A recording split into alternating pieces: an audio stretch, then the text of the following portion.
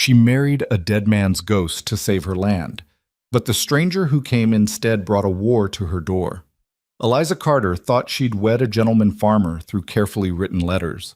What stepped off that iron horse was something else entirely, a man with blood on his hands and vengeance at his heels. When Ronan Hale offered marriage in place of the corpse he'd buried, she had one choice: accept a killer's protection or lose everything her family built. Stay until the end to see if love can grow in gunpowder and ash. Hit that like button and drop a comment with your city. I want to see how far this story travels. The wind tasted like copper and dust. Eliza Carter stood on the warped planks of Bentley Station, her fingers worrying the envelope in her coat pocket until the paper went soft as cloth. Around her, the high desert sprawled in every direction, sagebrush and stone beneath a sky so big it made her chest ache. The train was late, 40 minutes late, according to the rusted clock hanging crooked above the ticket window. She'd worn her mother's dress, navy blue wool with ivory buttons, the only nice thing she owned that wasn't actively falling apart. Beneath it, her work boots were caked in yesterday's mud because she didn't own proper town shoes anymore. Hadn't for 2 years since the fever took her father and left her alone with 300 acres of stubborn earth and a mortgage that grew teeth every month. Train's coming. The station master, a wizened man named Polk who smelled perpetually of tobacco and regret, nodded toward the eastern horizon. Eliza followed his gaze and saw the black smudge of smoke pulling itself across the pale morning. Her stomach turned over. This was insane. She knew it was insane, marrying a man she'd never met, whose face she knew only from a single photograph that might have been 10 years old for all she could tell. But insanity had a price. Insanity cost more than she could pay. The bank had given her until December, 6 weeks. After that, the land her grandfather had broken his back to claim would go to auction, and she'd go somewhere. Nowhere. A woman alone with no family and no prospects didn't go anywhere good. So she'd written to the matrimonial agency in Carson City.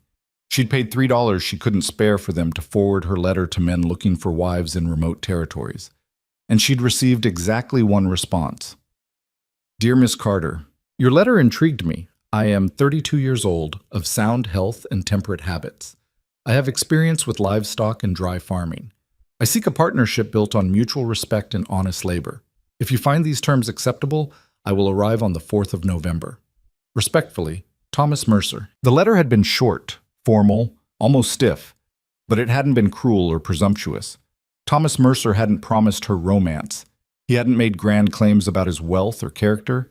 He'd offered work, respect, and his presence. At the time, it had seemed like enough. Now, watching the train grow larger against the mountains, Eliza wasn't sure what she'd been thinking. The locomotive screamed as it hit the brakes, metal shrieking against metal. Steam billowed across the platform in hot clouds that smelled of coal and grease. Eliza stepped back instinctively, her heart hammering against her ribs like it wanted out. Doors opened. Passengers emerged in 2s and 3s, a family with squalling children, a salesman with a heavy case, an older woman in an elaborate hat that seemed wildly impractical for the frontier. No Thomas Mercer. Eliza's throat tightened. She pulled the photograph from her pocket, studied it again. A man with a broad, pleasant face. Light hair, maybe. The image was faded, the details unclear. She scanned the thinning crowd. Still nothing. Then the last car opened and a man stepped down. Eliza knew immediately he wasn't Thomas Mercer. This man moved like violence contained in skin. Tall, lean, in the way of men who'd never had enough to eat and learned to make do. His coat was dark, dusty, cut long to hide what she suspected was a gun belt beneath. His hat shadowed most of his face, but what she could see was all hard angles, sharp jaw, a mouth set in something too grim to be called a frown. He carried a single bag and a rifle. When he turned, his eyes found her with the precision of a man who'd spent his life reading rooms for threats. Those eyes were gray, cold gray, like winter rivers. He walked toward her. No, Eliza heard herself say. Just that. A small, stupid word that changed nothing. The man stopped 3 feet away. Up close, she could see the scar that ran from his left temple into his hairline. Could see the way his right hand stayed loose, ready. Could see that he hadn't slept well in a very long time. Miss Eliza Carter?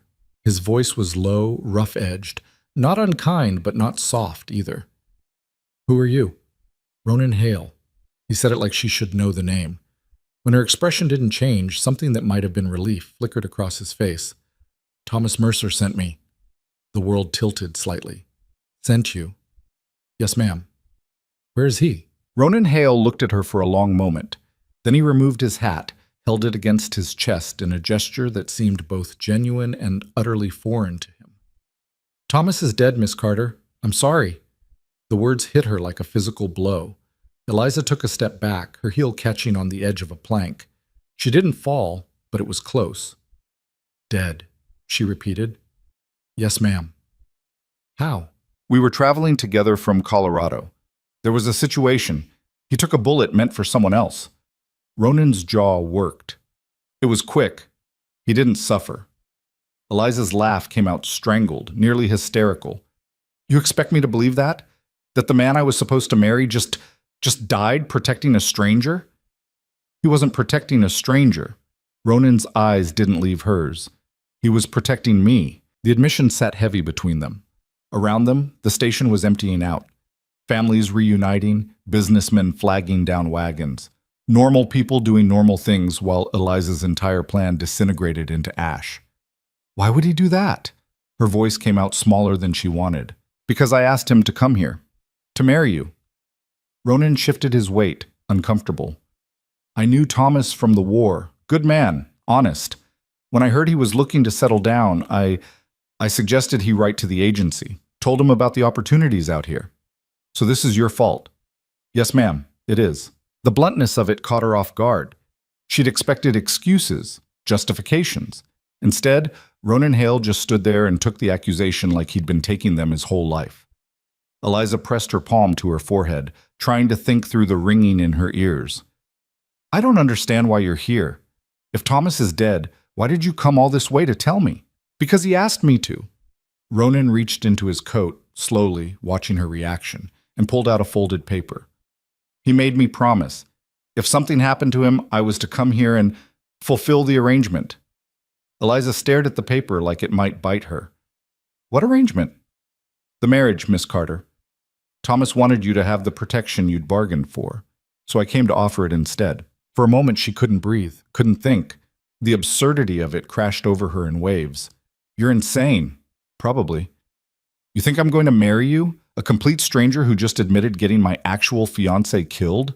I think you wrote to that agency because you're desperate." Ronan's tone wasn't cruel, just factual. "I think whatever drove you to marry a man you'd never met hasn't changed in the last 10 minutes. And I think you're smart enough to know that moral outrage doesn't pay mortgages." Eliza's hand cracked across his face before she'd decided to move. The slap echoed across the platform. Ronan's head snapped to the side, but he didn't step back. Didn't raise a hand to his reddening cheek. He just absorbed it, then slowly turned back to face her. "I deserve that," he said quietly. "You deserve worse." Her voice shook. "You come here, tell me the one chance I had is dead, and then, what? Propose like you're doing me a favor?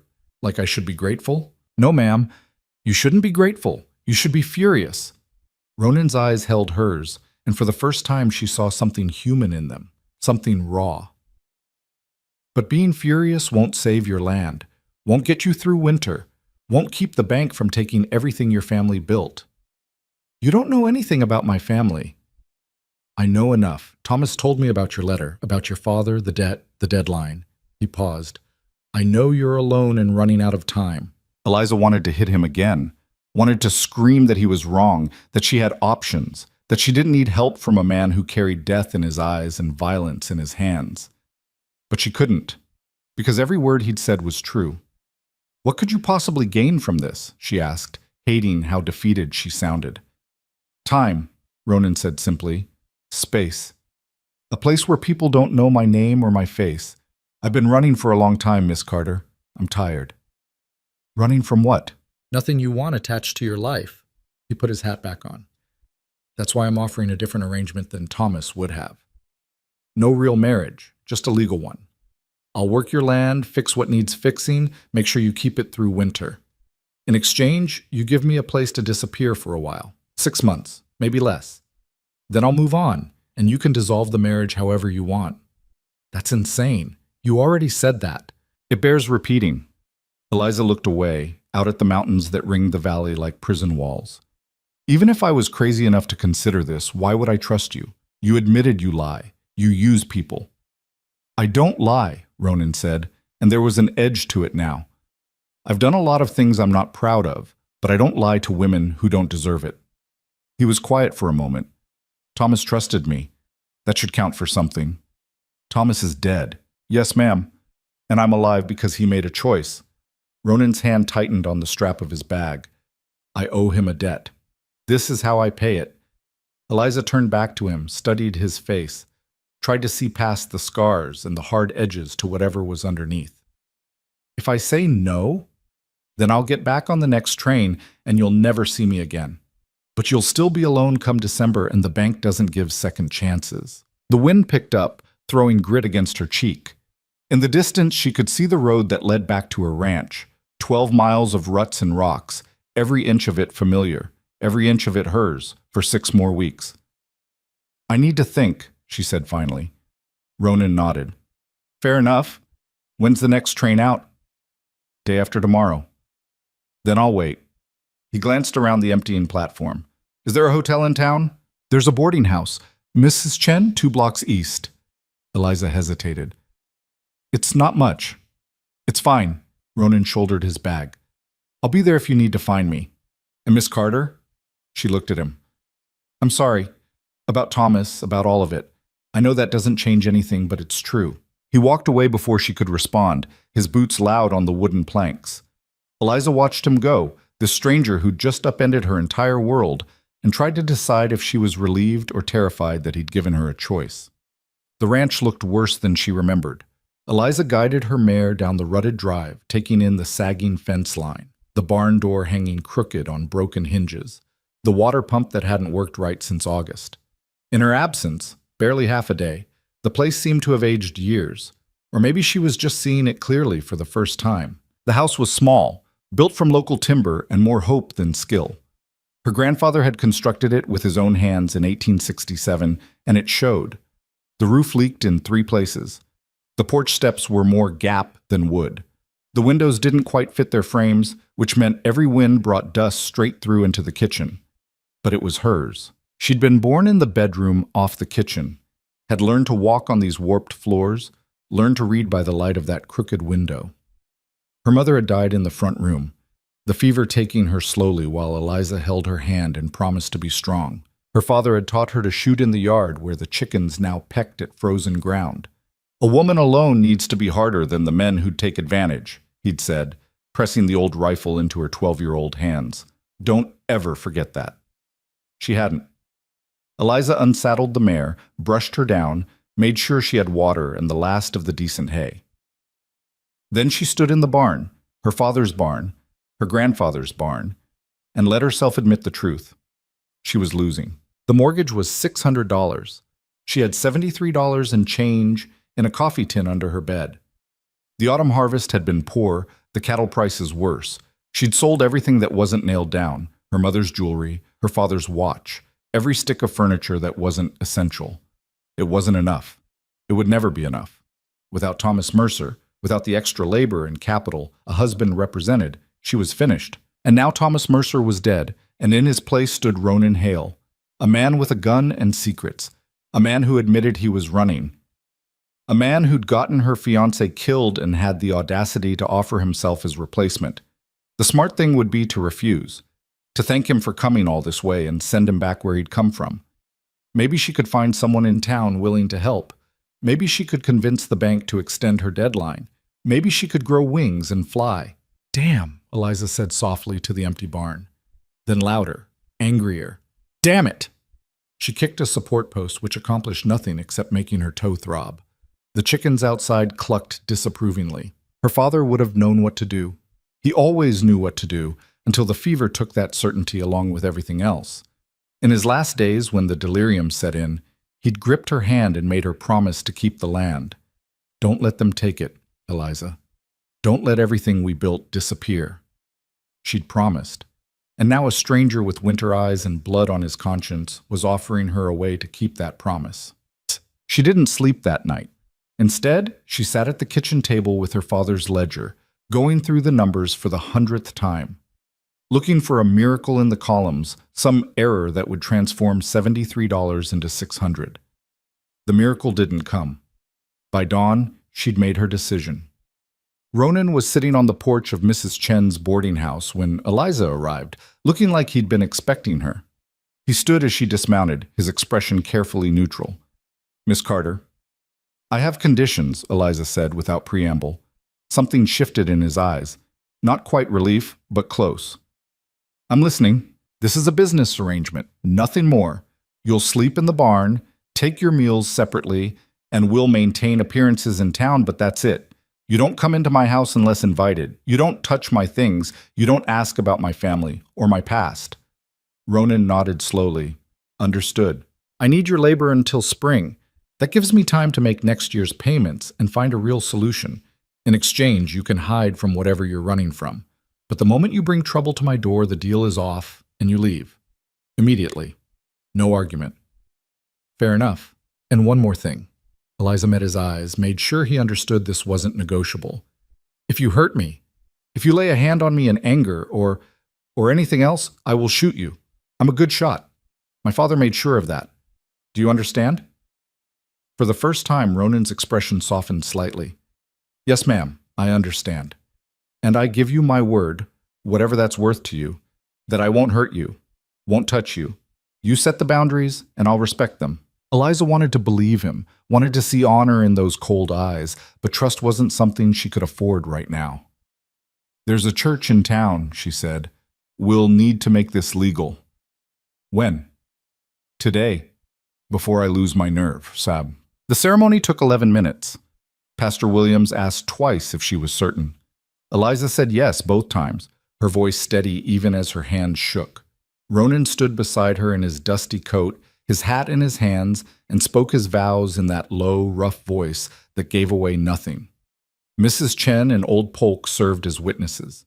Neither asked questions, which Eliza appreciated. Small towns thrived on gossip, but sometimes survival trumped scandal. When it was done, when Pastor Williams pronounced them married under the law in the eyes of the community, Ronan didn't try to kiss her. He just offered his hand, formal and distant. Eliza shook it. His palm was calloused, scarred, the hand of a man who'd worked hard and fought harder. "Thank you," he said quietly, for her ears only. Eliza didn't respond. Couldn't, because she'd just married a stranger to save her land, and the full weight of that decision was settling onto her shoulders like stone.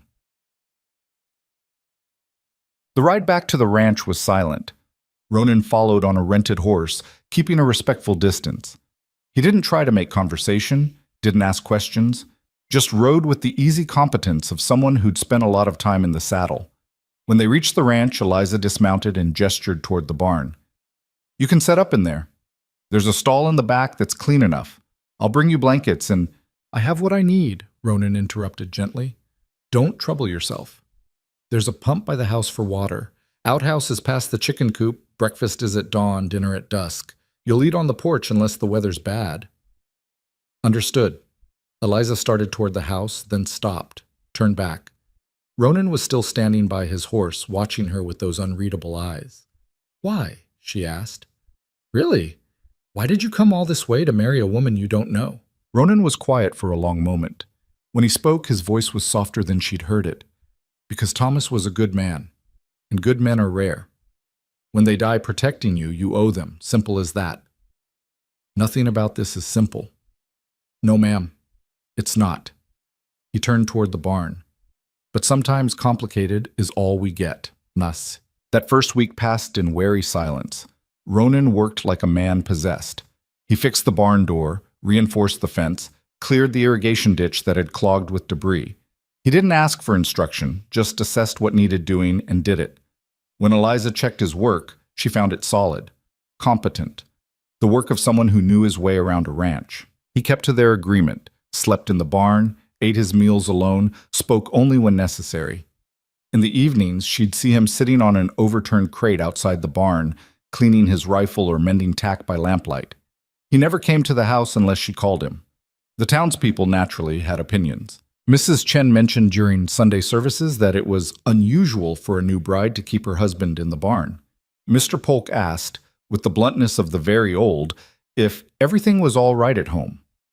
Even Pastor Williams pulled her aside to ask if she needed counsel.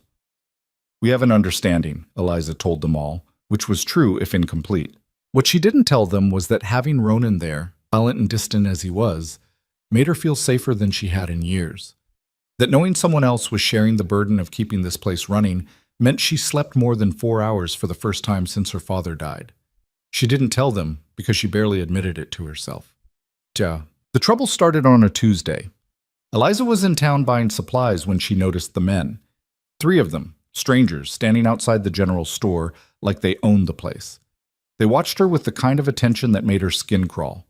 The oldest one, dark-haired with a scar bisecting his eyebrow, smiled when she tried to pass. "Afternoon, ma'am. You wouldn't happen to know a man named Ronan Hale, would you?" Eliza's blood went cold. "Why?" "Old friends looking to reconnect." His smile didn't reach his eyes. "Heard he might have passed through." "Don't know anyone by that name," Eliza lied, proud that her voice stayed steady. "That's funny, 'cause we heard he got himself married to a lady rancher about a week back." The man stepped closer, and Eliza smelled whiskey on his breath. "You wouldn't be lying to us, would you, Mrs. Hale?" The name hit her like a fist. She'd kept her own name legally, but apparently word had spread about the marriage. "I said I don't know him. Now get out of my way." "Can't do that, ma'am. See, Ronan's got something that belongs to our employer. We're just here to collect." "Then you can ask him yourself when you find him," Eliza snapped. "But you won't find him on my land, and if you try, I'll shoot you for trespassing." She pushed past him before he could respond, her heart hammering. Behind her, she heard one of the other men laugh, low and mean. Feisty. Ronan always did like them feisty. Eliza kept walking, her hand tight on the shopping list in her pocket. She didn't run, didn't look back, but every instinct screamed that she'd just made a terrible mistake. She found Ronan in the barn, shoeing one of the horses. "We have a problem," she said without preamble. He looked up, saw her face, and set down the hoof. "What happened?" "3 men in town, looking for you." They knew about the marriage. Ronan's expression didn't change, but something went very still in him. "What did they look like?" Eliza described them. The scar, the whiskey smell, the casual menace. "Damn," Ronan said quietly.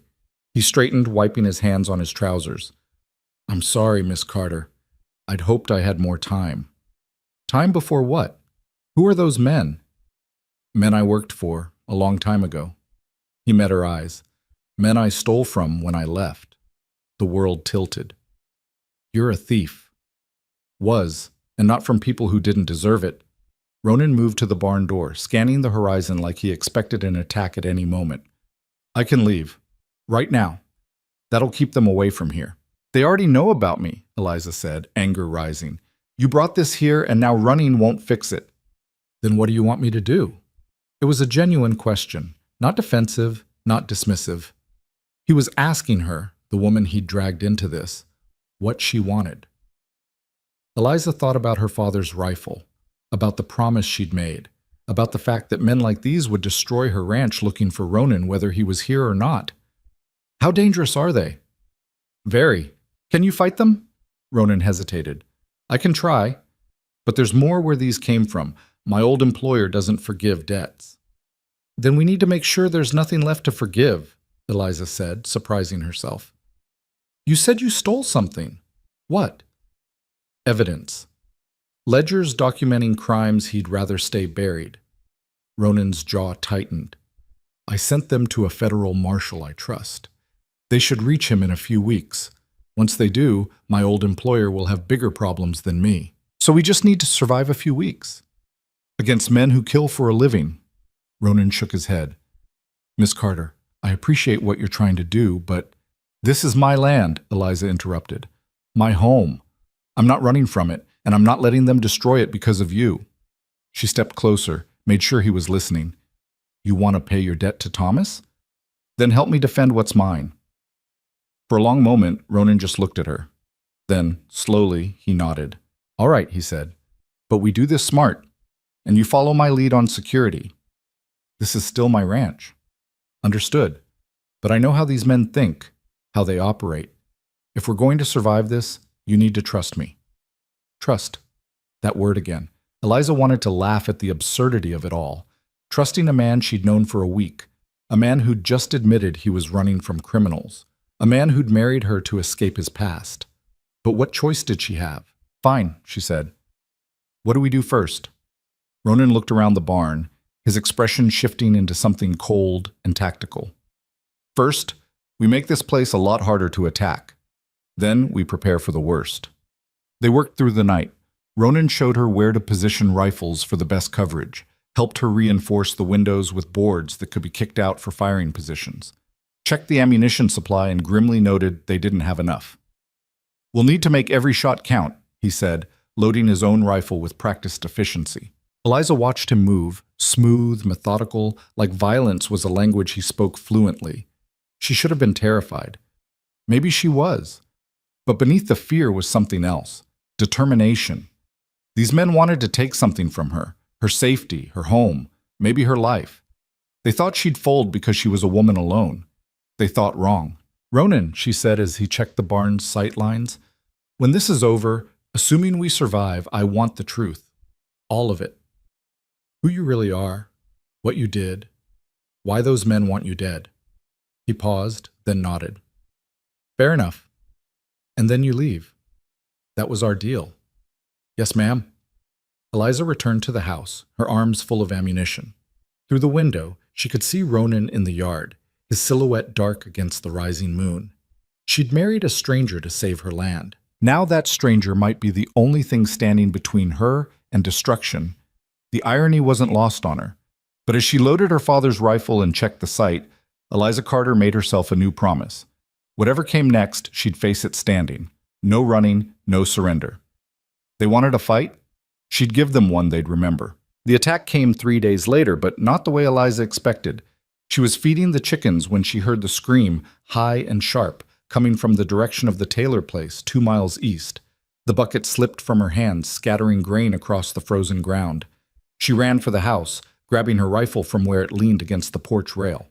Ronan was already moving, emerging from the barn with his gun belt strapped on and his expression grim. Stay here, he said. Like hell. Eliza checked her rifle's chamber. The Taylors have 3 children, which is exactly why you should stay. If this is what I think it is... Another scream cut him off. Then smoke, black and ugly, rising above the tree line. They rode hard, Ronan slightly ahead, his body tense in the saddle. The closer they got, the more Eliza's stomach twisted. She could smell it now, burning wood, something worse underneath. The Taylor homestead was small, newer than hers, built by a young couple who'd come west with more optimism than sense. Daniel Taylor worked in town 3 days a week while his wife, Sarah, managed their modest farm and watched their children. When Eliza and Ronan crested the ridge, they saw what was left. The barn was fully engulfed, flames licking at the gray sky.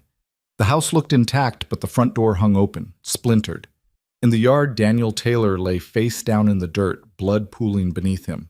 Sarah knelt beside him, screaming his name over and over, while her children huddled behind her, crying. Ronan pulled his horse up short, his hand dropping to his gun. His eyes scanned the perimeter with the intensity of a man expecting an ambush. They're gone, he said quietly. This was a message. Eliza didn't wait for permission. She dismounted and ran to Sarah, who looked up with wild, tear-streaked eyes. Help him, Sarah begged. Please, he can't. But Daniel Taylor was already dead. Eliza could see that in the way his body lay, the stillness that came after. She knelt anyway, pressed her fingers to his throat, felt nothing. I'm sorry, she whispered. Sarah's scream turned into something worse, a keening wail that spoke of a future collapsing, of children left fatherless, and a woman left alone. Eliza wrapped her arms around her, held her while she shook, while the children cried and the barn burned and Ronan stood watch with his rifle ready. What happened? Ronan asked when Sarah could speak. 3 men, she gasped between sobs. They came looking for someone, asked about a Ronan Hale. Daniel said he didn't know anyone by that name, and her voice broke. They said it was a reminder that people who lie get hurt. Then one of them shot Daniel, and they set the barn on fire and rode off laughing. Eliza felt ice spread through her chest. She looked at Ronan, saw the muscle jumping in his jaw, the way his knuckles had gone white on the rifle. "Get them to town," he said, his voice flat. "The boarding house. Mrs. Chen will take them in." "What are you going to do?" "What I should have done 3 days ago." He turned toward his horse. "I'm leaving. Tonight. That'll draw them away from here." "No." Eliza stood, still holding Sarah. "You leave and they'll keep hurting people just to prove they can. We end this. Together." "Miss Carter, Daniel Taylor died because of you, but he'll have died for nothing if we run." Eliza's voice shook but held. "You said you'd help me defend my home. That includes defending my neighbors." Ronan looked at her for a long moment, something complicated moving behind his eyes. Then he nodded once, sharp. "Help me get them loaded up," he said. They took Sarah and the children to town in the wagon, the oldest girl, maybe 7, clutching a rag doll and staring at nothing. Daniel's body they wrapped in canvas and laid in the bed, covered with blankets. The whole ride, Sarah didn't speak, just sat with her youngest in her lap, rocking slowly. When they reached town, people came out to stare. News traveled fast in small communities, and tragedy faster. Mrs. Chen took one look at Sarah's face and ushered the family inside without questions. Pastor Williams appeared to help with Daniel's body, his expression grave. "This isn't over," he told Eliza quietly. "Whatever brought this to our town, it needs to leave." "I know," Eliza said. "I'm working on it." On the ride back, Ronan was silent until they were halfway home. Then he spoke without looking at her. "You should hate me." "I do," Eliza said honestly, "but hating you won't bring Daniel back, won't protect the next person they decide to hurt. So what do you want to do?" Eliza thought about Sarah's screams, about 3 children who'd watched their father die, about her own father, the promise she'd made, the land that was worth fighting for. "I want to make them bleed," she said. Ronan glanced at her, something almost like approval in his expression. "That can be arranged." When they got back to the ranch, he didn't return to the barn. Instead, he followed Eliza into the house, the first time he'd crossed that threshold since their wedding. She poured coffee while he spread a map on her kitchen table, marking positions with a stub of pencil. "They'll come for us next," he said. "Tonight, tomorrow, soon. They want me scared, want me running. When I don't, they'll escalate." "How many?" "Could be 3, could be a dozen. Depends on how much my old employer wants me dead." Ronan tapped the map. "Your ranch sits in a valley. Good for farming, terrible for defense. They can approach from 3 directions and we can't cover them all. So we pick one direction and make it count. Or we don't wait for them to pick." Ronan looked up, his gray eyes hard. "We could set a trap. Make them think you're alone, vulnerable. When they come, I hit them from behind. Using me as bait." "Yes." Eliza should have refused. Should have told him to go to hell for even suggesting it. But she'd already made her choice back at the Taylor place when she decided that running wasn't an option. "What would I need to do?" Ronan outlined the plan. It was simple, brutal, and depended on Eliza being willing to put herself in the line of fire. She'd make a show of going to town, complaining loudly about her absent husband who'd abandoned her. Let the gossip spread, then return home after dark, alone, lights on in the house like she wasn't expecting trouble. The men would see an easy target. A woman alone, no protection, ripe for the taking. They'd approach confident, careless, and Ronan would be waiting. "What if they don't fall for it?" Eliza asked. "Then we try something else. But men like these, they underestimate women. It's their weakness." He paused. "Thomas told me you're a good shot. Is that true?" "Yes." "Good enough to shoot a man?" Eliza thought about her father's lessons, the way he'd made her practice until her shoulder ached, until she could hit a bottle at 100 yards. He'd never said it directly, but she'd understood. Someday she might need to shoot something besides bottles. "If I have to," she said. "You'll have to." Ronan's voice was matter-of-fact. "When it starts, there's no hesitation. You see a target, you shoot. They won't show you mercy for being a woman." "I understand." "Do you?" He leaned forward. "I've killed men, Miss Carter. More than I can count, more than I care to remember. It changes you, stays with you. You sure you want that weight?" Eliza met his eyes. Daniel Taylor is dead because I married you. His children don't have a father because I needed help, and you brought hell to my doorstep. So yes, I'm sure. I'll carry that weight. But so will you. Something flickered across Ronan's face. Guilt, maybe, or respect. He nodded slowly. Tomorrow, then. We set the trap. That night, Eliza couldn't sleep. She lay in her bed, staring at the ceiling, listening to the wind rattle the windows. Somewhere outside, Ronan was keeping watch. She wondered if he slept at all, or if men like him ever really rested. She thought about Sarah Taylor, now a widow. About those 3 children who'd have to grow up without their father's protection. About her own father, the way he'd looked at her in his final days, proud and terrified in equal measure. "Don't let them take it," he'd whispered, his hand burning with fever in hers. "Promise me, Eliza." She'd promised, and tomorrow she'd keep that promise, whatever it cost. The next morning, Eliza dressed carefully. Not in her work clothes, but in her town dress, the one that made her look softer, younger, less capable. She braided her hair, left her rifle behind, but tucked a small pistol into her coat pocket. Ronan watched her prepare with an unreadable expression. "You don't have to do this," he said. "Yes, I do. If something goes wrong, then you make sure they don't walk away from it." Eliza checked the pistol's chamber. "That's the deal." She rode to town slowly, making sure anyone watching would see her. At the general store, she made a point of complaining to Mrs. Chen about her husband, how he'd promised to help, how he'd been distant and strange, how she was starting to regret the whole arrangement.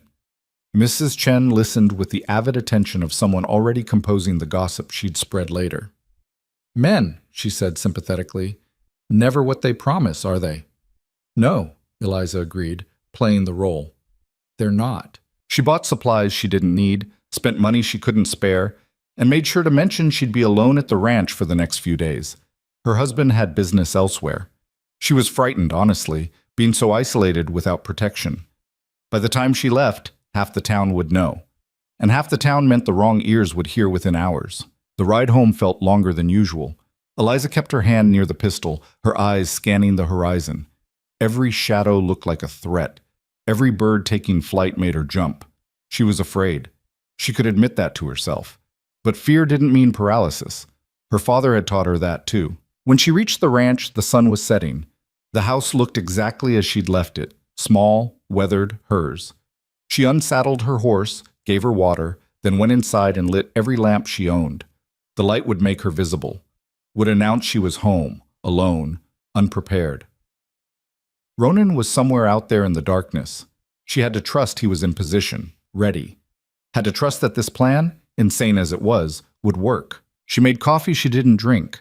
Sat at the kitchen table with a book she couldn't read. Waited. The first hour passed in silence. The second hour, she heard coyotes in the distance. The third hour, her nerves were screaming. Then the dogs started barking. Eliza stood, her hand going to the pistol. Through the window, she saw nothing. But the dogs knew. They always knew.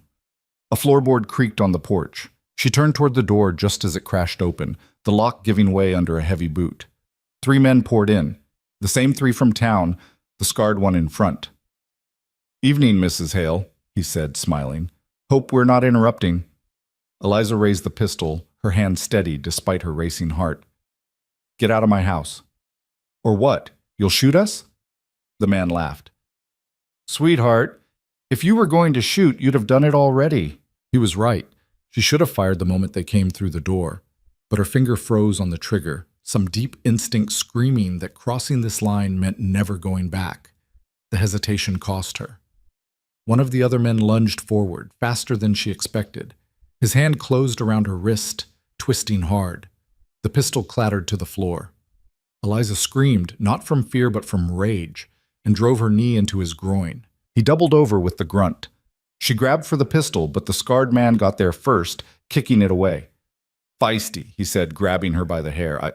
I like that. Makes it more fun." Eliza spat in his face. He hit her, open palm across the cheek, hard enough to snap her head to the side and fill her mouth with blood. Stars burst behind her eyes. "Where is he?" the man demanded, shaking her. "Where's Ronan?" "Gone," Eliza gasped. "He left. Days ago." "Liar." Another shake. We know he's here, hiding like the coward he is. I don't know where. The window exploded inward.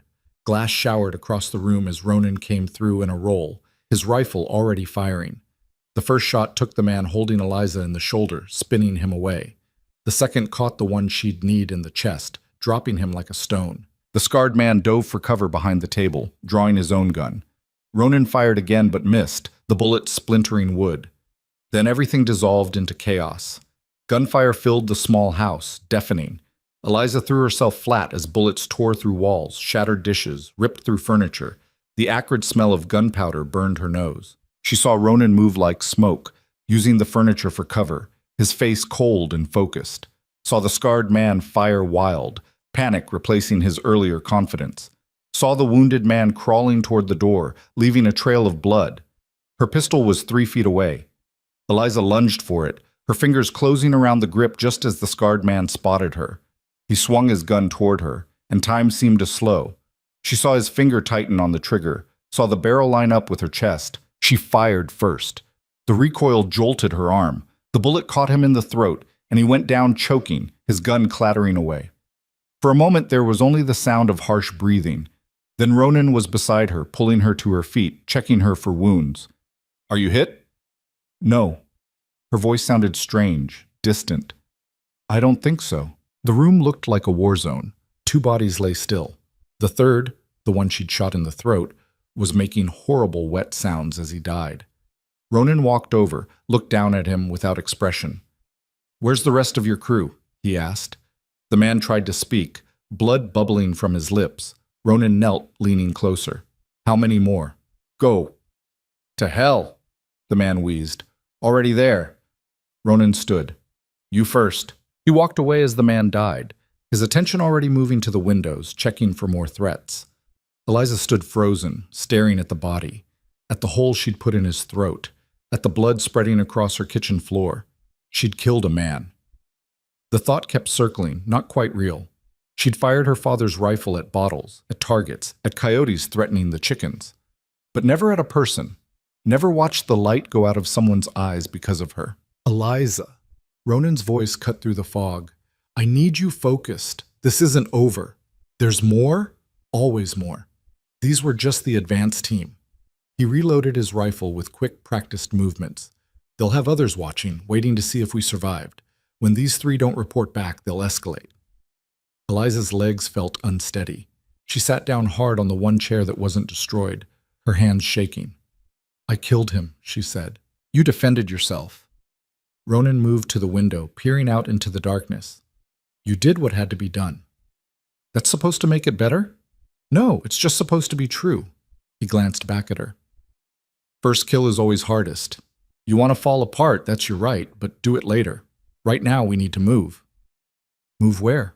"Somewhere they can't trap us. Somewhere we can see them coming."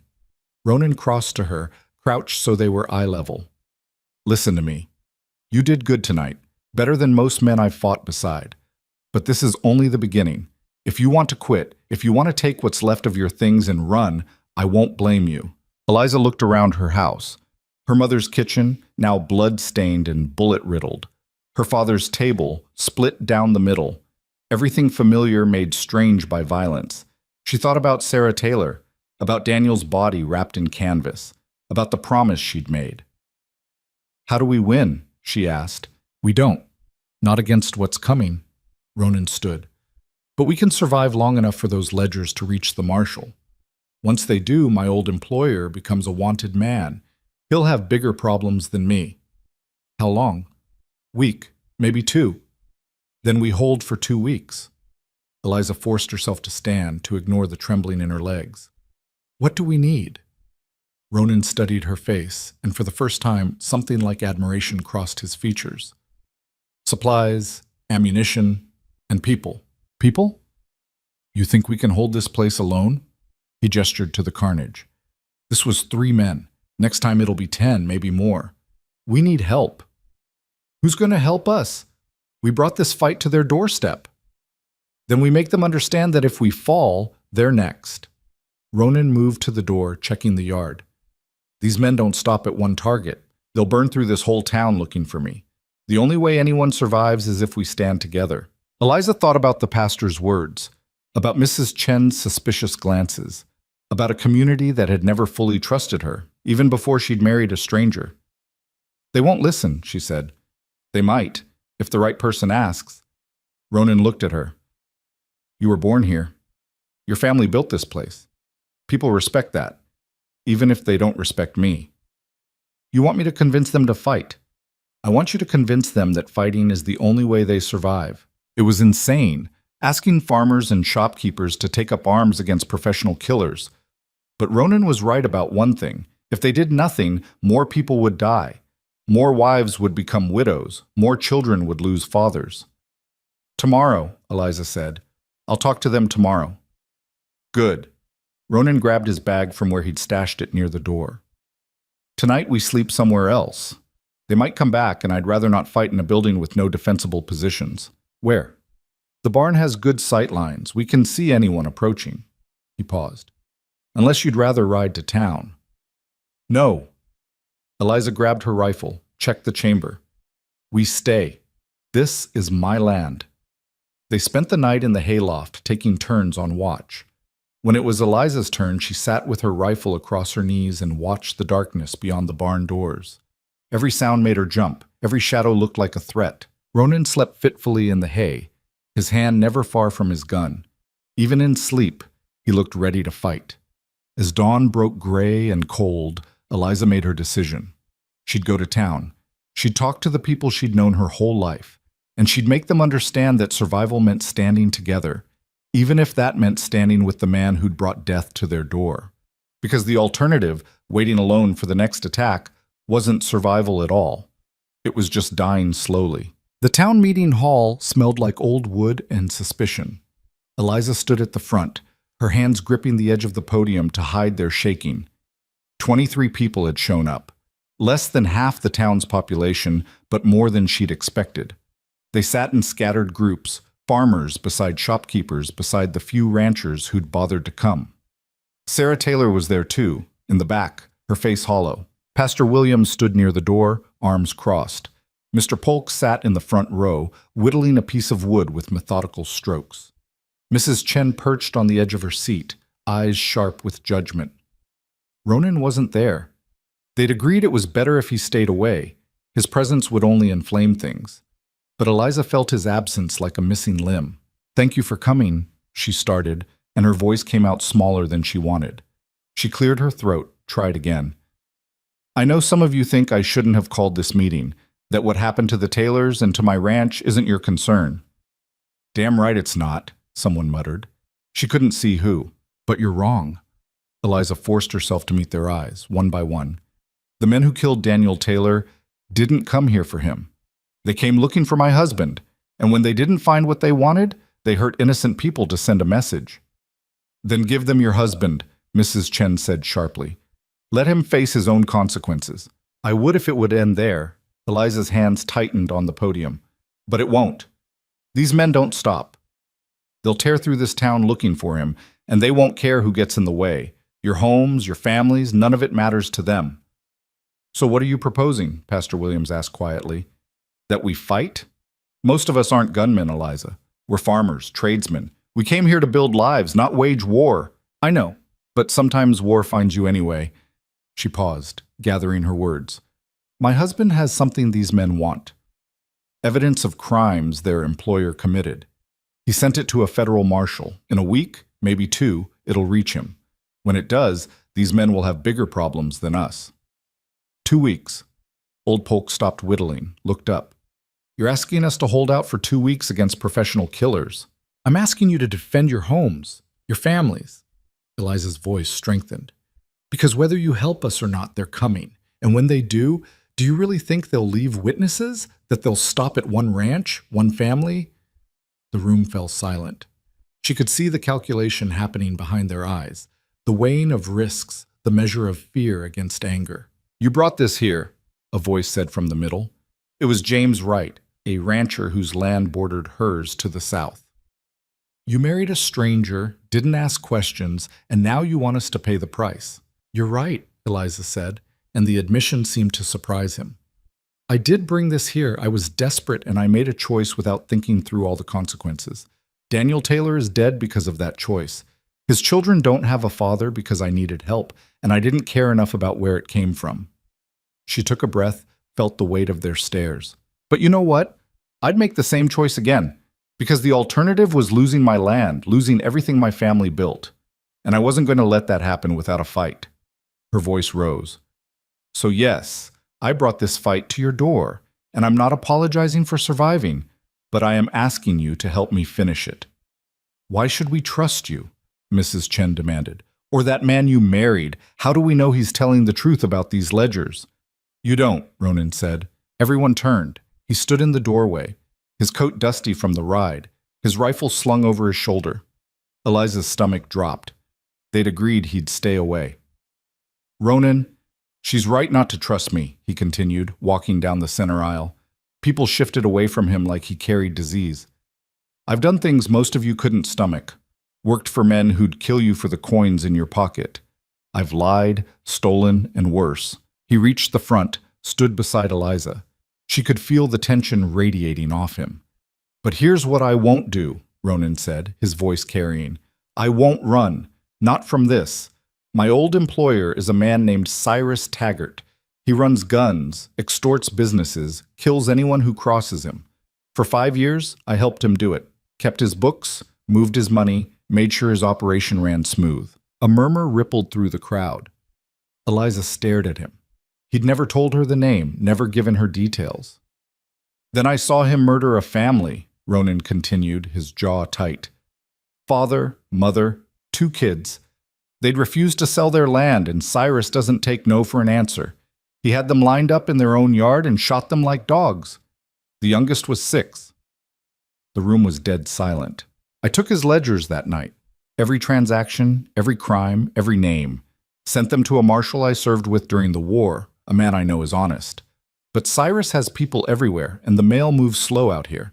So yes, maybe those ledgers are already in federal hands. Or maybe they're not. Either way, Cyrus thinks I still have them, which means he'll keep coming. Then you should leave, James Wright said. Take your trouble somewhere else. Can't do that. Ronan met his eyes. Because I owe a debt to Thomas Mercer, the man who died in my place. And I owe one to Eliza, who took me in when she had every reason not to. So I'm staying, I'm fighting, and yeah, I'm asking you to help. Not because you owe me anything, you don't. But because if we don't stand together, we fall separately. Pastor Williams stood. How many men are we talking about? Could be 10, could be 20. Depends on how much Cyrus is willing to spend. Ronan's expression didn't change. But they'll come hard. They'll come at night, and they'll try to burn you out or shoot you down, whichever's easier. And you think we can stop them? The pastor's voice was skeptical but not dismissive. I think we can make them bleed enough that Cyrus decides we're not worth the cost. Ronan glanced at Eliza, then back to the crowd. Your ranches are spread out, hard to defend individually, but if we consolidate, bring your families to one location, fortify it, create overlapping fields of fire, we can hold. Where? Old Polk asked. The Carter Ranch, Ronan said. It sits in a valley with good sight lines. The house and barn create natural strong points. We can turn it into something defensible. Eliza's throat tightened. Her ranch, her home, the place she'd been trying to save was now being offered up as a battlefield. And after? Mrs. Chen's voice cut through. After these 2 weeks? You expect us to just go back to normal? Trust you to keep your word and leave? I don't expect anything, Ronan said flatly. But I'll give you my word anyway. When this is done, when Cyrus is in custody or dead, I'll leave. You'll never see me again. Eliza can dissolve the marriage, tell everyone I abandoned her, whatever story saves her reputation. I don't care. I just want to finish this without more people like Daniel Taylor dying. The room erupted in conversation, arguments, questions, fear mixing with anger. Eliza let them talk, her mind racing. She hadn't expected Ronan to reveal so much, hadn't expected him to offer himself up for judgment. Finally, Pastor Williams raised his hand for quiet. I want to talk to Eliza. Alone. The crowd murmured but slowly filed out, shooting dark looks at Ronan as they passed. When the room emptied, only the pastor, Eliza, and Ronan remained. You're asking us to risk everything, Williams said.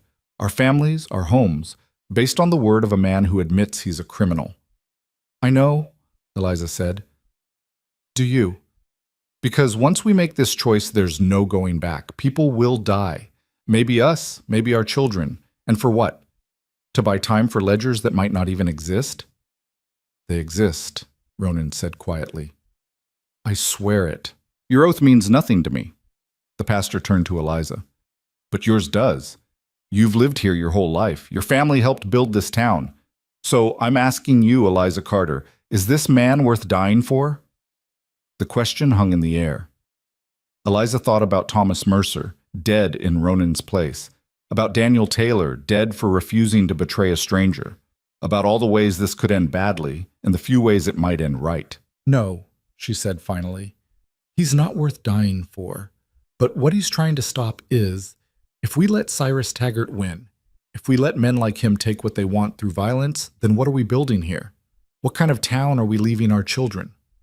Williams was quiet for a long moment. Then he sighed, and Eliza saw how tired he looked, how old.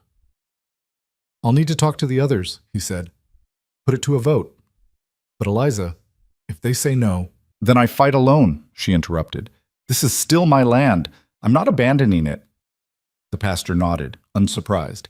He left without another word, the door closing softly behind him. Ronan and Eliza stood in the empty hall, the silence heavy. You shouldn't have come, she said. Probably not. Why did you tell them everything?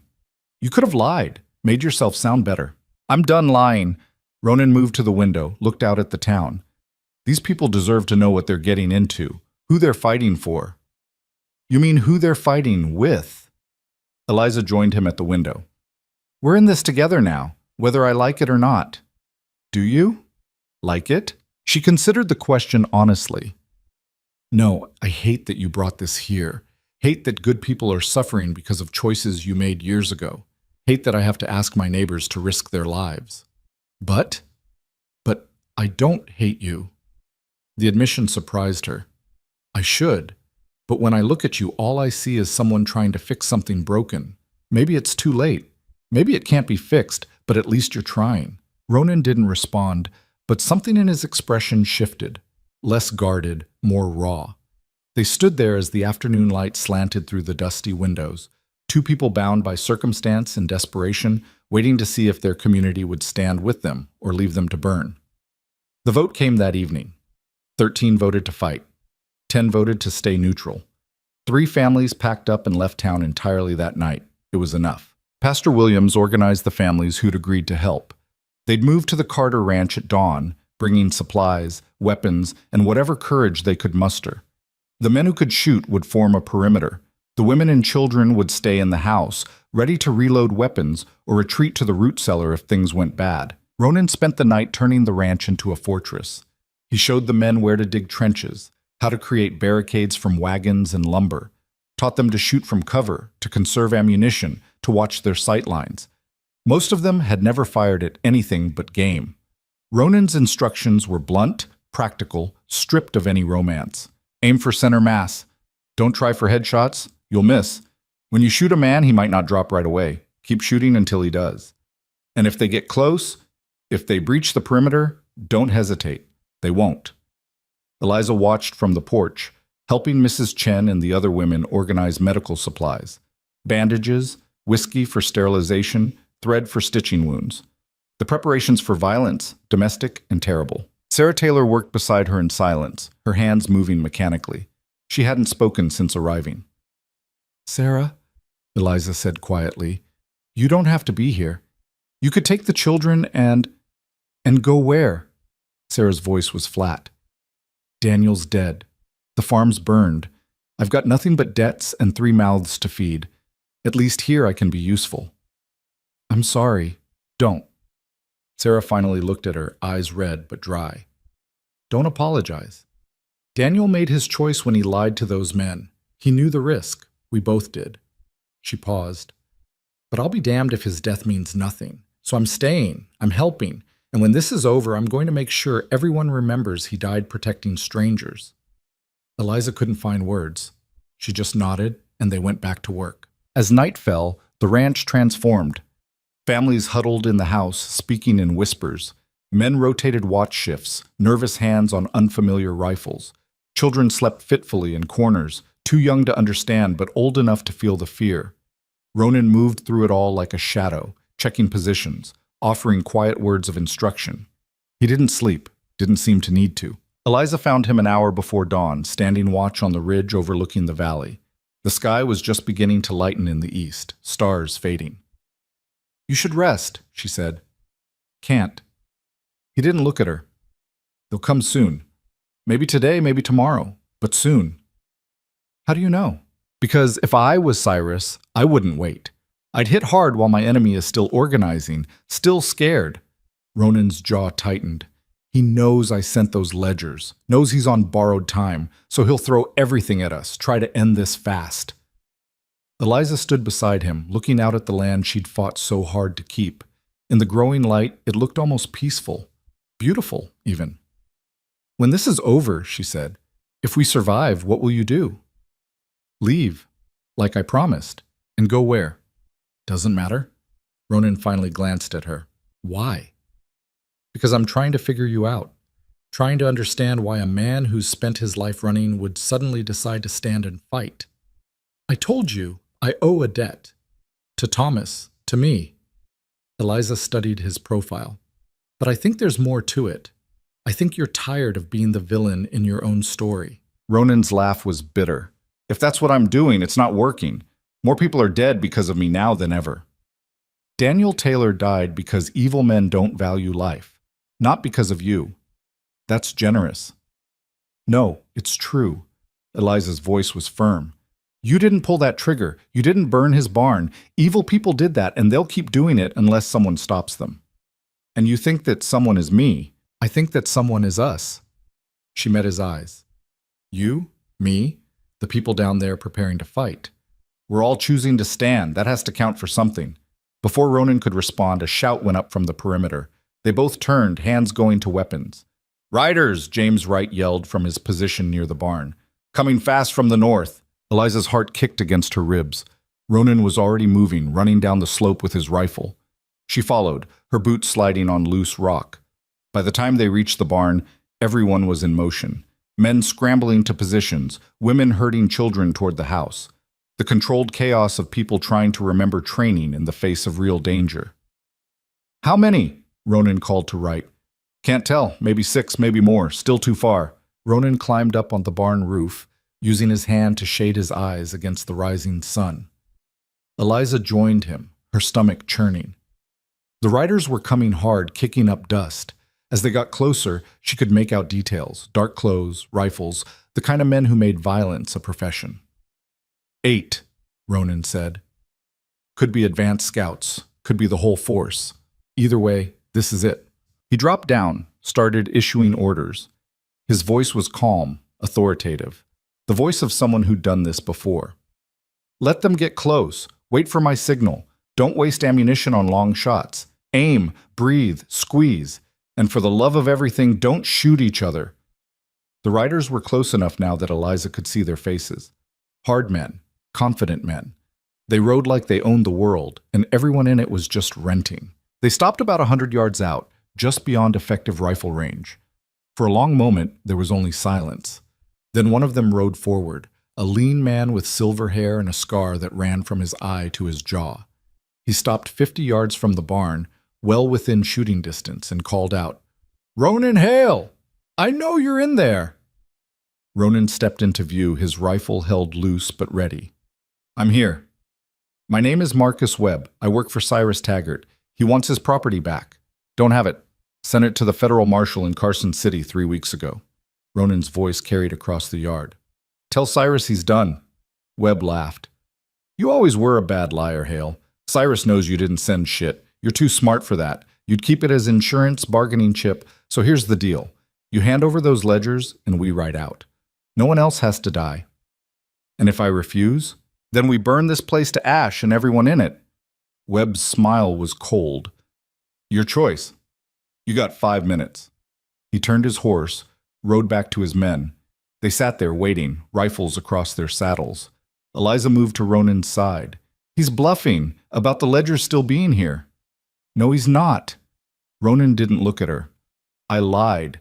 They're in the barn, hidden. I couldn't risk the mail getting intercepted.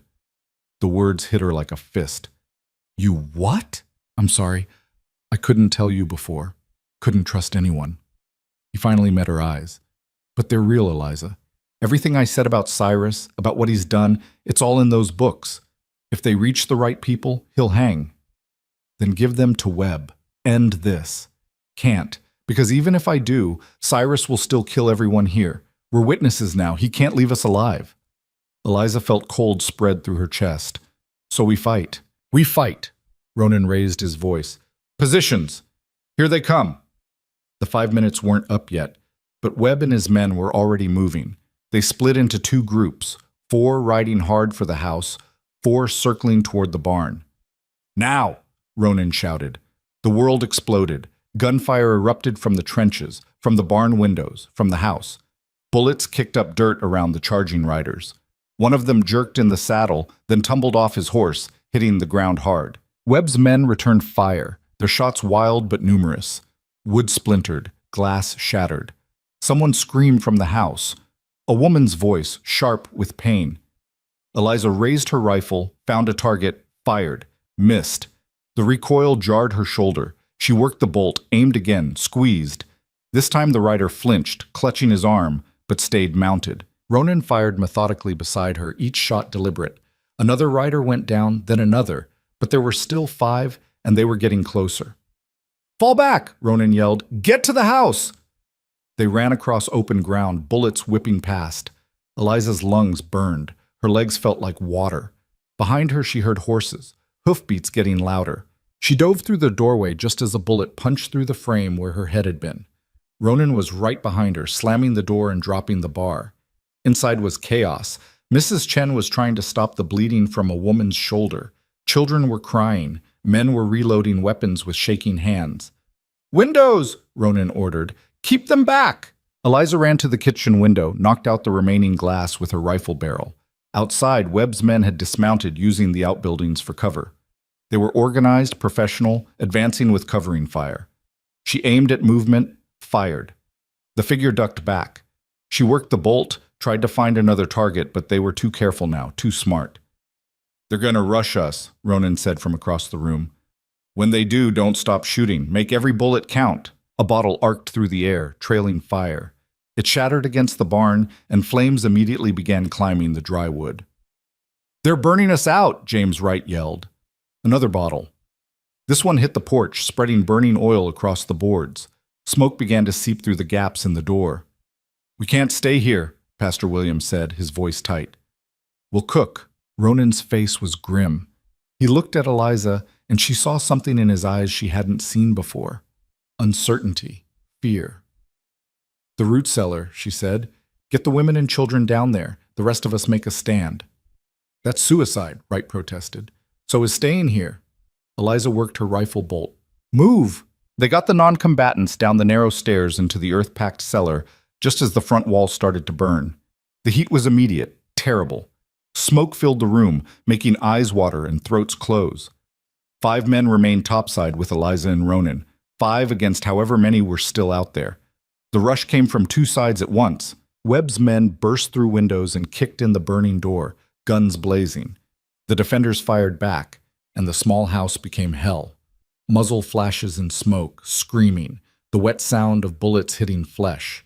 Eliza shot a man climbing through the window. He fell backwards, gone before she could think about it. Worked the bolt. Shot another. The rifle kicked. Her ears rang. Everything was noise and fear and the animal drive to survive. Ronan fought like something inhuman, moving, shooting, never still. His face was spattered with blood, his eyes cold, distant. He'd become what he'd always been, Eliza realized. A killer. The best kind. The kind that kept you alive. Then Webb was there, coming through the smoke with his pistol raised. He shot James Wright in the chest, and the rancher went down without a sound. Turned toward Ronan, finger tightening. Eliza screamed a warning, but it was lost in the gunfire. Ronan spun, brought his rifle up, too slow. The shot that saved him came from the doorway. Sarah Taylor stood there with a smoking rifle, her face streaked with tears and soot. Webb staggered, looked down at the hole in his chest, then at her. "For Daniel," Sarah said, and shot him again. Webb collapsed. Around him, his remaining men faltered, seeing their leader down. That moment of hesitation was enough. "Out!" someone yelled. "Fall back!" The attackers broke, running for their horses. Ronan moved to pursue, but Eliza grabbed his arm. "Let them go. We won. They'll regroup, come back with more. Then we'll be ready." She looked around the burning room at the bodies and blood and the people who'd survived. "But right now we need to save what's left." They fought the fire for an hour, bucket brigades from the well, wet blankets beating at flames. The barn was lost, fully engulfed. But they saved the house, barely. The front wall was charred, 2 rooms gutted, but the structure held. When it was over, they counted the cost. James Wright dead, 2 others wounded, 1 seriously. 3 of Webb's men dead in the yard, including Webb himself. The rest had fled. It should have felt like victory. Instead, it just felt like survival. Temporary. Fragile. As the sun climbed higher, Eliza stood in the ruins of her home and wondered how many more battles they could endure before there was nothing left to save. They buried James Wright at sunset. The ground was hard, the work slow. Pastor Williams spoke words over the grave that Eliza barely heard, her mind elsewhere, counting ammunition, calculating how many days they could hold, wondering when the next attack would come. Sarah Taylor stood beside Wright's widow, Margaret, who held her 2 young sons while they cried. The boys didn't understand why their father wasn't coming home. Eliza envied them that ignorance. When it was done, when the last shovel of earth covered the grave, people drifted back toward the damaged house in small groups. Nobody spoke much. Exhaustion hung over them like fog. Ronan hadn't come to the burial. Eliza found him in what remained of the barn, pulling charred boards aside, searching through the debris. His hands were blackened with soot, his face grim. "What are you doing?" "Looking for the ledgers." He tossed aside a burned beam. "They were hidden in the back stall. If the fire got to them, then we've got nothing," Eliza finished. She grabbed a board, helped him dig. "How long before Cyrus sends more men?" "Days? Maybe less." Ronan paused, wiping sweat from his forehead and leaving a streak of ash. Webb was his second in command. Smart, experienced. If he's dead, Cyrus will come himself or send someone worse. "There's worse than Webb." "Always." Ronan pulled aside more debris, then stopped. His hand disappeared into a gap between boards, and when it emerged, he held a leather satchel, miraculously intact. He opened it carefully. Inside were 3 ledgers, their pages yellowed but readable. Names, dates, transactions. A record of every crime Cyrus Taggart had committed or ordered for the past 5 years. "This is it," Ronan said quietly. "This is what they're dying for." Eliza took one of the ledgers, flipped through it. The entries were meticulous, written in a neat hand she assumed was Ronan's. Each page documented theft, extortion, murder, the casual notation of evil, reduced to numbers and names. "Why didn't you destroy these?" she asked. "If you wanted to be free of him, why keep the evidence?" "Because men like Cyrus don't stop. They keep taking, keep hurting, until someone makes them stop." Ronan's jaw tightened. "I thought if I could get these to the right person, maybe something good could come from all the bad I'd done. Maybe I could balance the scales a little." "You can't balance scales with blood on them." "No, but you can try." He took the ledger back, returned it to the satchel. "I need to get these to Carson City, to Marshal Hendricks. He's the only one I trust to use them right." "That's 3 days' ride, maybe more." "I know." "And if Cyrus attacks while you're gone?" Ronan looked at her and she saw the calculation in his eyes, the weighing of impossible choices. "Then you hold without me, or you surrender. Give them whatever they want and live." "You know I won't do that." "I know, but I'm asking anyway." He stood, the satchel clutched in his hand. "These ledgers are worth more than my life, Eliza, worth more than yours. If they reach Hendricks, Cyrus goes to prison, or worse. Dozens of people get justice, maybe hundreds. And if they don't reach him, if Cyrus catches you on the road, then I die knowing I tried."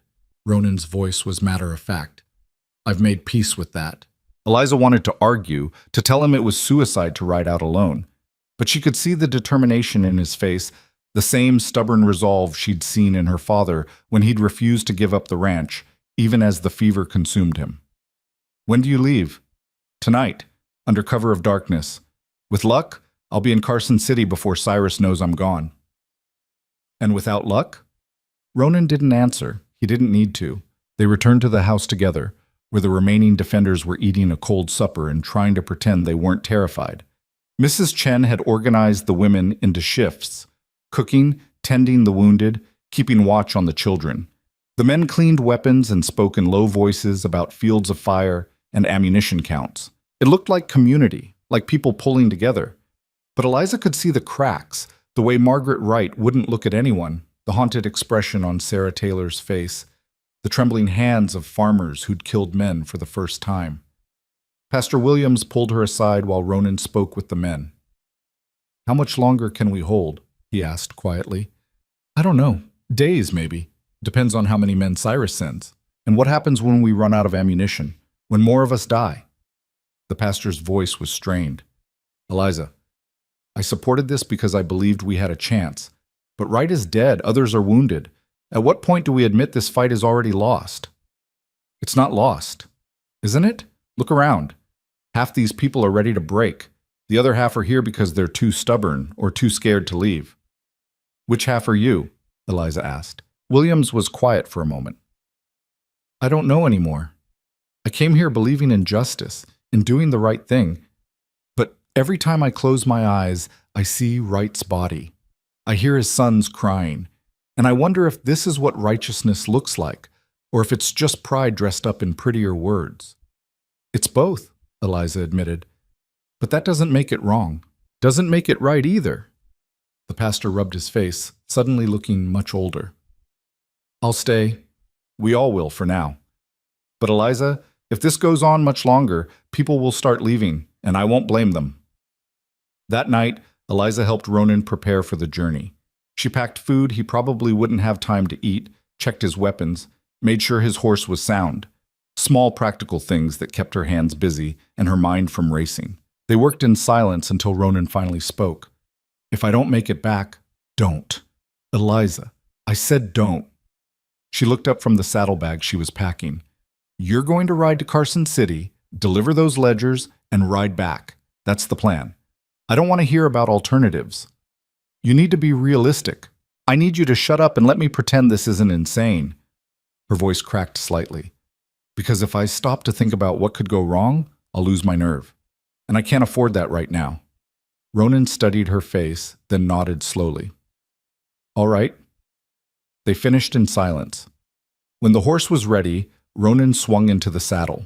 The moon was rising, full and bright. Good for travel. Bad for staying hidden. "Keep everyone inside after dark," he said. "Post watches and shifts so people can rest. Don't let anyone wander off alone. And if Cyrus comes before I'm back, I know what to do." "Do you?" Ronan leaned down slightly, his eyes serious. "Because running isn't cowardice, Eliza. If it comes down to your life or this land, you choose your life, you hear me?" "My father would disagree. Your father isn't here. I am. And I'm telling you that no piece of ground is worth dying for."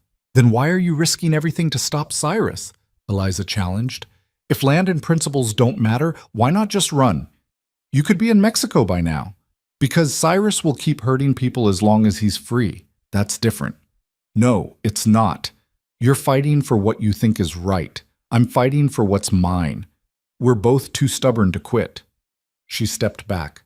"So go. Deliver your ledgers and come back alive. That's an order." The ghost of a smile touched Ronan's face. "Yes, ma'am."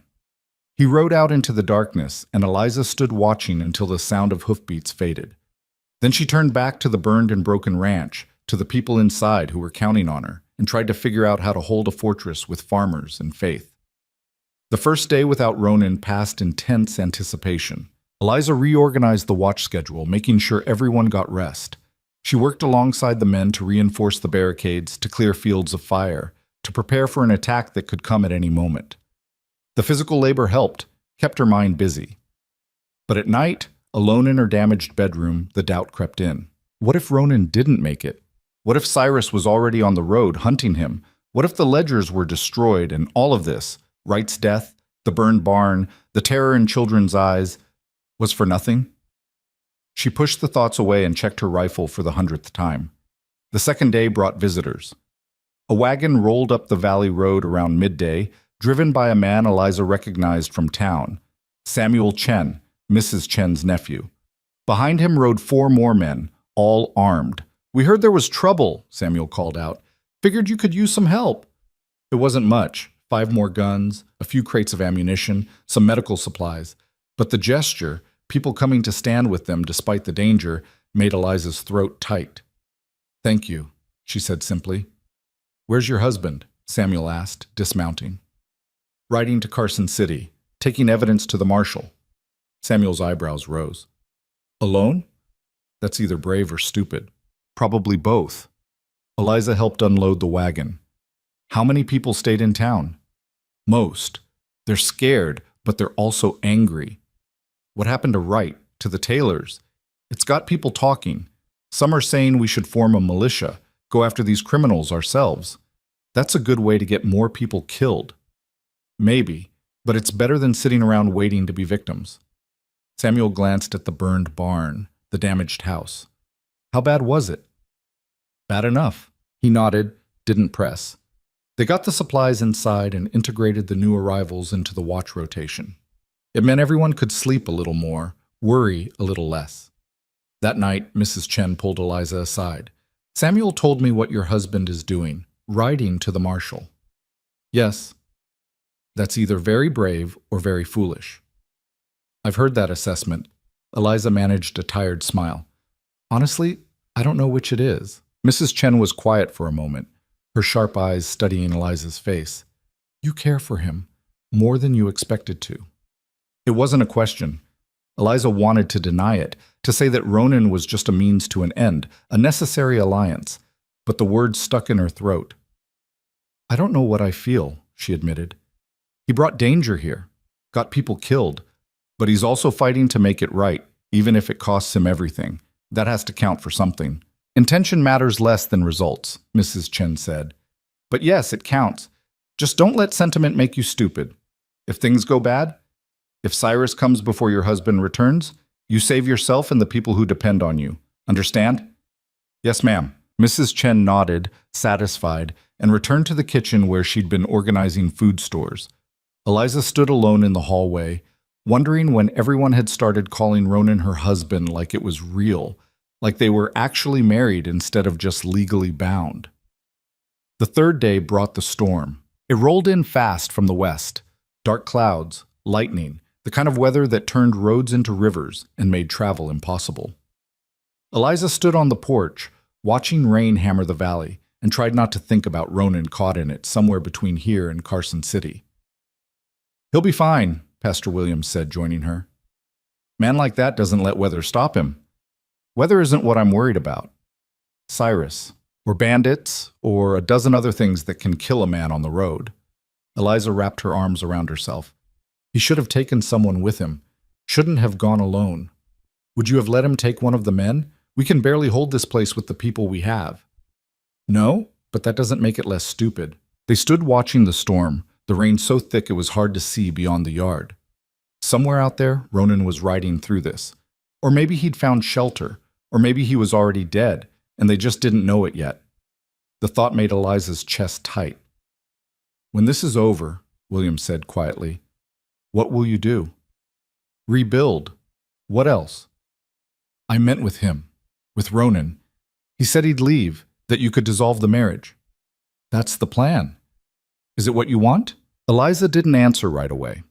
The truth was, she hadn't let herself think that far ahead. Survival had consumed everything, the immediate threat, the next attack, the question of whether they'd live through the week. "I don't know," she finally said. "I married him because I was desperate, because I needed help and he was there. That's not exactly a foundation for anything lasting. Maybe not, but I've seen the way you work together, the trust, even when you don't want to trust him. That's worth something. Or it's just necessity." Williams smiled slightly. "Sometimes the best relationships start with necessity. My wife and I married because her father owed mine a debt. We had nothing in common, didn't particularly like each other. But 30 years later, I can't imagine life without her. That's different. Is it? You chose each other, even if the reasons weren't romantic. You're fighting together, building something together, even if it's just survival. He paused. That's more than a lot of marriages start with. Before Eliza could respond, a shout went up from the watchpost. Riders, east side! They ran inside, grabbing weapons. Through the rain, Eliza could see shapes moving. 3 riders, coming fast. Her heart hammered. Was this the attack? Had Cyrus found them while Ronan was gone? But as the riders got closer, she recognized the lead horse. Hold fire, she yelled. It's Ronan. He rode into the yard like death warmed over, soaked, exhausted, swaying in the saddle. 2 men rode with him, both wearing marshal badges. Eliza ran out into the rain, helped him dismount before he fell. Up close, she could see the blood on his coat, the way he favored his left side. You're hurt. Got jumped on the road. Ronan's voice was hoarse. Cyrus had men waiting, knew I'd try for Carson City. But you made it. Barely. He gestured to the marshals. This is Hendricks and his deputy. They read the ledgers. They're here to help. Marshal Hendricks was a broad man with a weather-beaten face and eyes that missed nothing. He dismounted, looked around the damaged ranch, the armed defenders, the burned barn. Quite a setup you've got here, he said. How many men does Taggart have in the area? Unknown, Ronan said, leaning heavily against his horse. But he's coming, soon. This is where it ends. They got Ronan inside, sat him down while Mrs. Chen examined his wound. A bullet grazed along his ribs, painful but not fatal. She cleaned it with whiskey that made him hiss through his teeth, then wrapped it tight. You're an idiot, she told him. Riding that hard with a wound like this. Didn't have a choice. There's always a choice. You just made a stupid one. But her hands were gentle as she worked, and when she finished, she pressed a cup of something hot into his hands. Drink. You look like death. Marshal Hendricks spread the ledgers on the table, studying them with his deputy. Both men's expressions grew darker as they read. This is enough to hang him twice over, Hendricks said finally. But getting a warrant issued and served is going to take time. Time I'm guessing you don't have. No, Ronan agreed. Cyrus will move fast. He knows I made it to you, knows those ledgers are no longer his secret. He'll come with everything he has, try to eliminate the witnesses. Us. Everyone here. Ronan looked around the room. He can't afford to leave anyone alive who knows what's in those books. Then we make this place a trap, Hendricks said. My deputy rides for backup. There's a federal cavalry unit 2 days north. They can be here in 3, maybe 4 days. Until then, we hold. 4 days? Pastor Williams said quietly. Can we hold that long? We don't have a choice, Eliza said. She looked at Ronan, at the marshals, at the frightened faces of her neighbors. We've come this far. We see it through. That night, they prepared for the final battle. Hendricks had military experience, and it showed. He reorganized their defenses, positioned people better, showed them tricks for conserving ammunition and maximizing coverage. The man was competent, confident, and his presence seemed to steady everyone. Even wounded, Ronan worked alongside him, adding his own brutal knowledge of how men like Cyrus operated. Together, they turned the ranch into something resembling a real fortification. Eliza found herself caught between them, Hendricks with his official authority and tactical knowledge, Ronan with his intimate understanding of the enemy. Both men deferred to her about the land, about the people, treating her not as a woman to be protected, but as a partner in the fight. It should have felt empowering. Instead, it just felt heavy. Around midnight, when the rain had finally stopped and the defenders were sleeping in shifts, Eliza stepped outside for air. The valley was quiet, the stars bright now that the clouds had passed.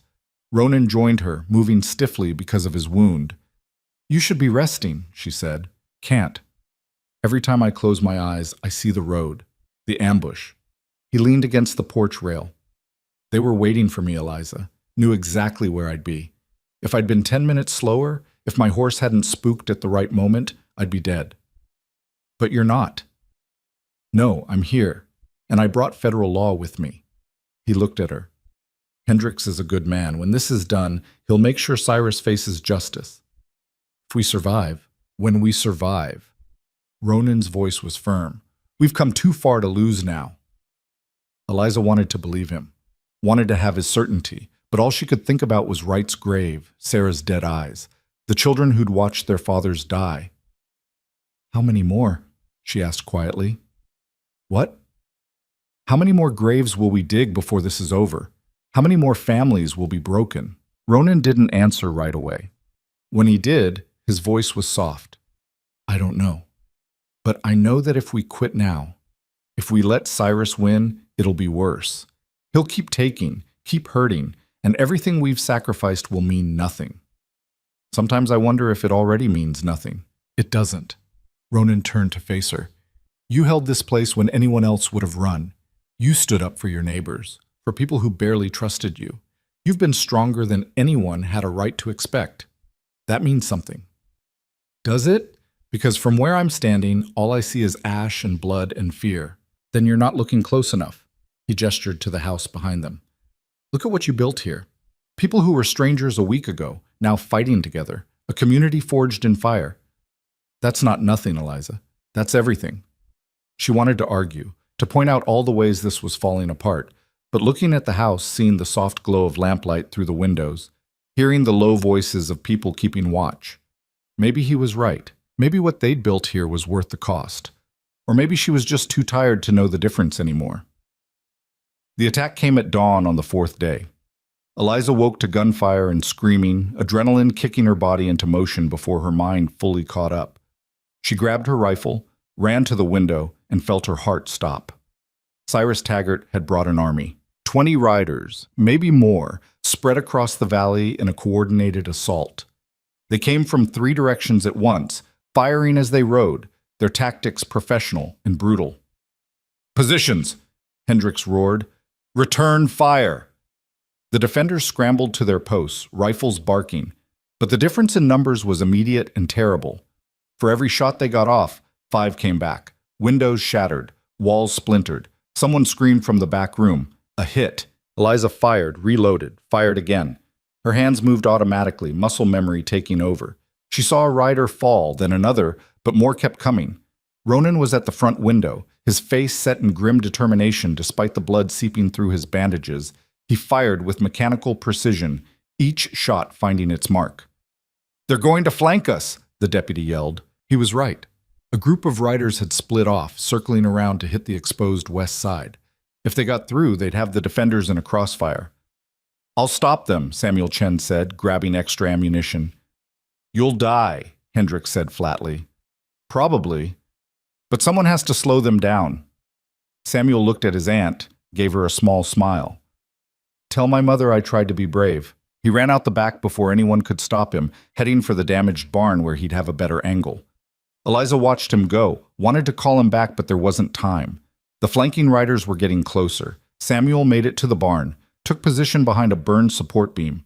His rifle started firing, controlled, steady shots that dropped 2 riders and forced the others to scatter. But there were too many. They concentrated fire on his position, bullets tearing through the burned wood.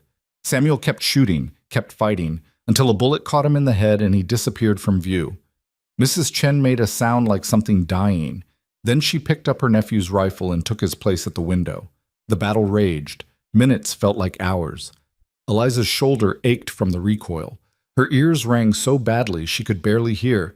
Smoke filled the house, making eyes water and throats burn. A rider made it to the porch, kicked in what was left of the door. Ronan met him with a knife, brutal and fast. The man went down screaming. Another climbed through the kitchen window. Pastor William shot him, then immediately vomited from the violence of it. They were being overwhelmed. Eliza could see it happening, the defenders tiring, ammunition running low, fear beginning to outweigh courage. Another few minutes and the line would break. Then, from the north, she heard it. Bugles. The clear, bright sound of cavalry. Hendricks' backup had arrived a day early. Federal soldiers poured into the valley on horseback, their rifles firing in disciplined volleys. Cyrus's men, caught between the defenders and the cavalry, broke immediately. Those who could fled. Those who couldn't surrendered or died. The gunfire sputtered, then stopped. In the sudden silence, Eliza could hear her own heartbeat, loud and frantic. She looked around the ruined house, at the faces of the survivors. Shell-shocked, wounded, but alive. They'd held.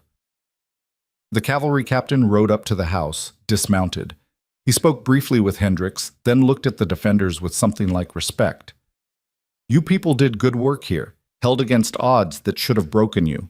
Tell that to the ones who didn't make it, Mrs. Chen said quietly, still staring out the window where her nephew had fallen. The captain had no response to that. Instead, he organized his men to round up the survivors, to tend to the wounded on both sides. Cyrus Taggart was found trying to flee on foot. His horse shot out from under him. 2 soldiers brought him to the house in chains, his face bloody and furious. He looked at Ronan with pure hatred. You're dead, you hear me? Dead. You'll make sure of nothing, Hendricks interrupted. Cyrus Taggart, you're under arrest for murder, extortion, robbery, and about 15 other charges. You'll hang for this. Federal courts take months. I'll be free before you'll die in prison waiting for trial. Hendricks nodded to the soldiers. Take him away. As they dragged Cyrus off, still screaming threats, Ronan swayed on his feet. Eliza caught him before he fell, feeling the fever heat of his skin. Your wound's infected, she said. I know. He managed a weak smile. But we won. We actually won. Then his eyes rolled back and he collapsed. Eliza held him while the army surgeon was called, while Mrs. Chen brought clean water and bandages, while the world kept spinning and the sun kept rising like they hadn't just survived hell. She held him and refused to let go. Ronan burned with fever for 3 days. The army surgeon, a gruff man named Patterson who'd seen too many field hospitals, cleaned the infected wound and said it could go either way. The bullet graze had festered during the hard ride, and now poison was spreading through his blood. Keep him cool, Patterson instructed. Make him drink water even if he fights you. If the fever breaks, he'll live. If it doesn't... He didn't finish the sentence. Eliza took shifts with Mrs. Chen, wiping Ronan's face with wet cloths, forcing water past his cracked lips, listening to him mumble fragments of nightmares she couldn't understand. Sometimes he called out names, Thomas, people she didn't know, ghosts from a past he'd never fully shared. On the second night, he grabbed her wrist with surprising strength, his eyes open but unseeing.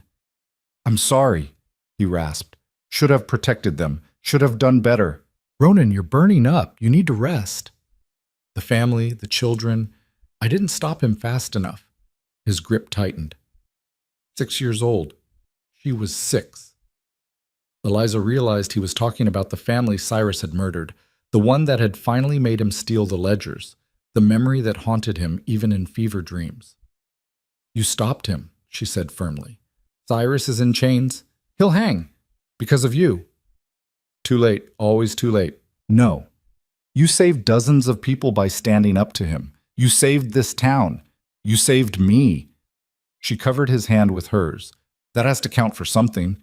He stared at her, fever-bright eyes searching her face. Then he said something so quietly she almost missed it. Don't want to leave. Her throat tightened. Then don't.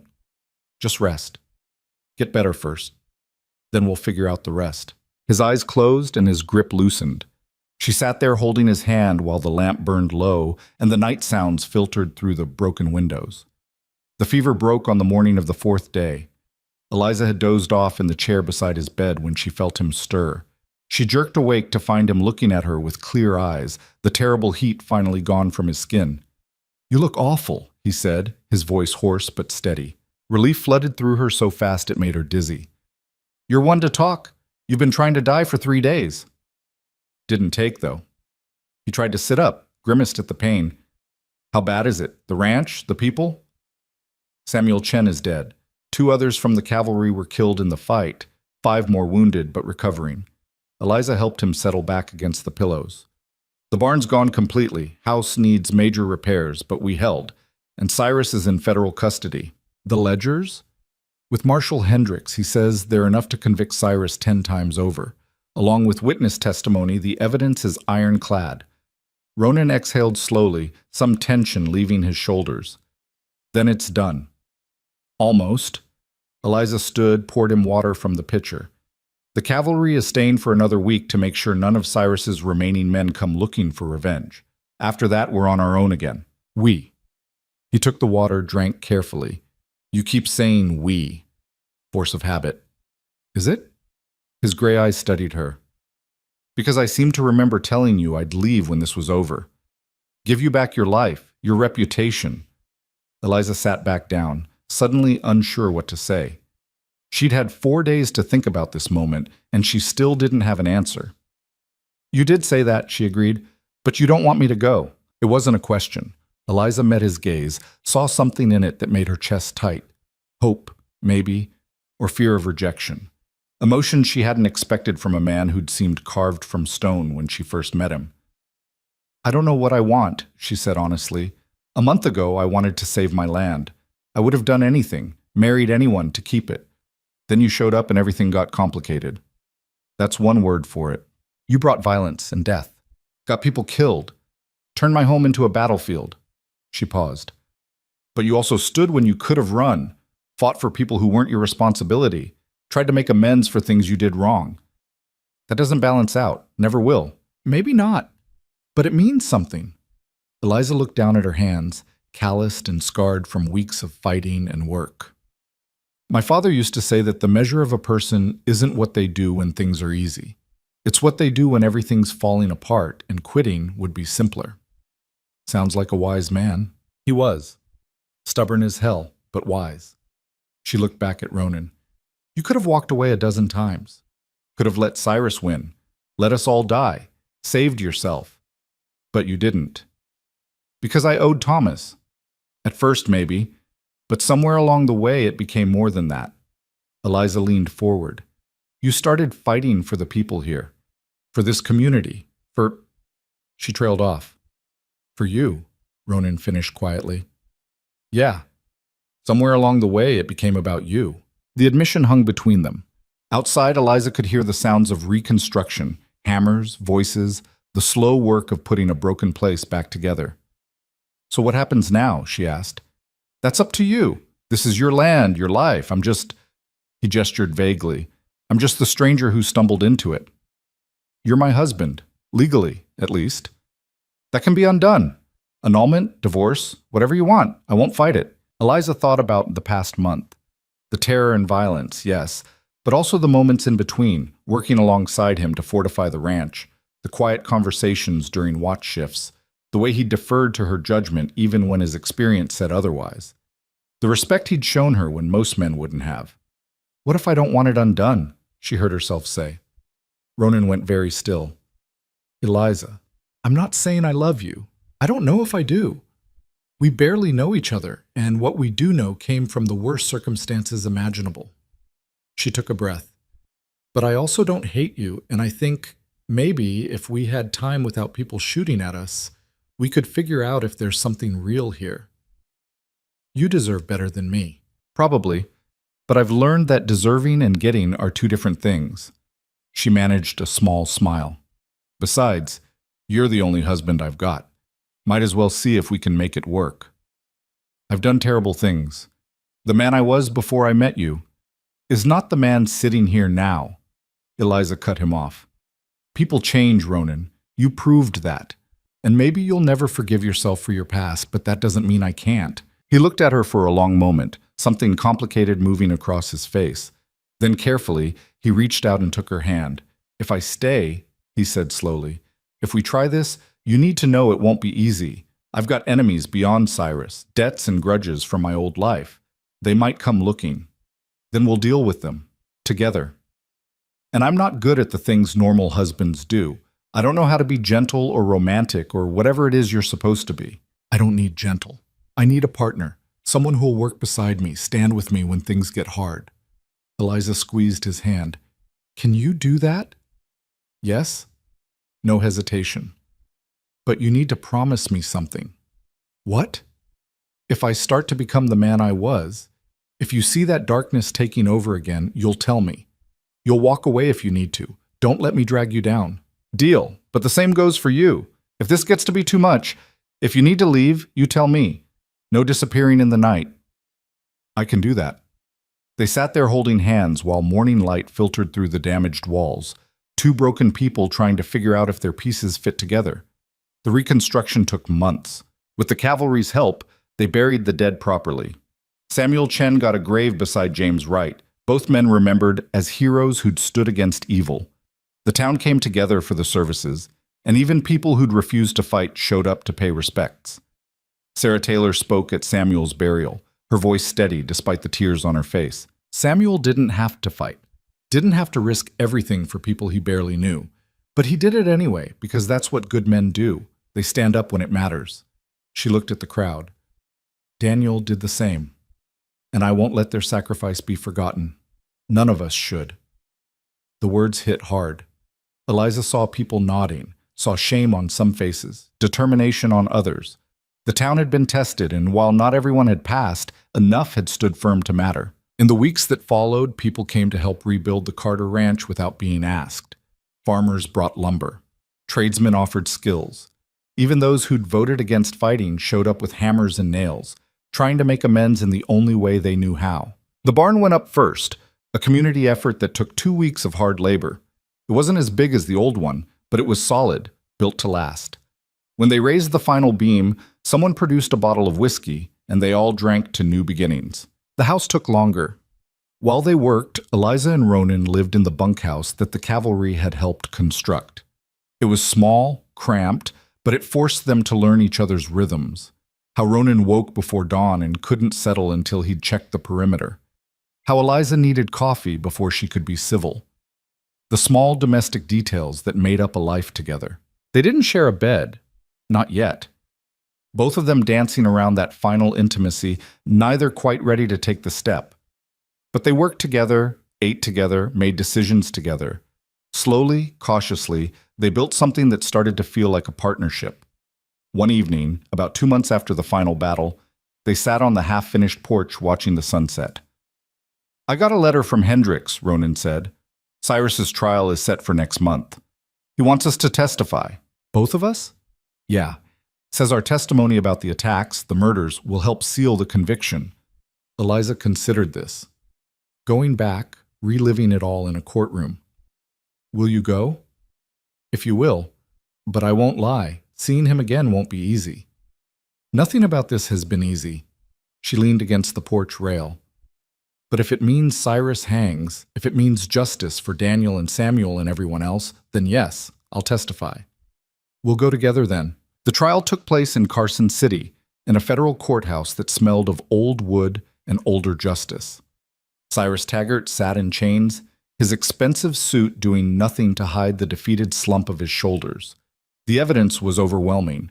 The ledgers, the testimony, the physical evidence from the attacks, all of it pointed to guilt. Eliza testified first, describing the attacks on her ranch, on the Taylors, the terror of those weeks. She looked Cyrus in the eye while she spoke and didn't flinch. Ronan's testimony was harder. He laid out his entire history with Cyrus, admitting his own crimes in the process. The prosecution had granted him immunity in exchange for cooperation, but that didn't make the confession easier. "I helped him," Ronan said clearly. "Kept his books, moved his money, looked the other way when he hurt people. I'm not innocent. But when I saw him murder that family, when I watched him kill children for the crime of refusing to sell their land, I knew I couldn't do it anymore. So I took everything that could destroy him and I made sure it reached people who'd use it right." The defense attorney tried to tear him apart, suggested he was lying to save himself, that the ledgers were fabricated. But the evidence spoke for itself. And when Marshal Hendricks took the stand and confirmed that everything in those books matched his own investigation, the case was effectively over. The jury deliberated for less than an hour. Guilty on all counts. Cyrus Taggart was sentenced to hang. The judge set the execution for 3 weeks out, the maximum allowed. As they led him away, Cyrus looked at Ronan one last time. "This isn't over," he spat. "I've got friends. They'll make you pay."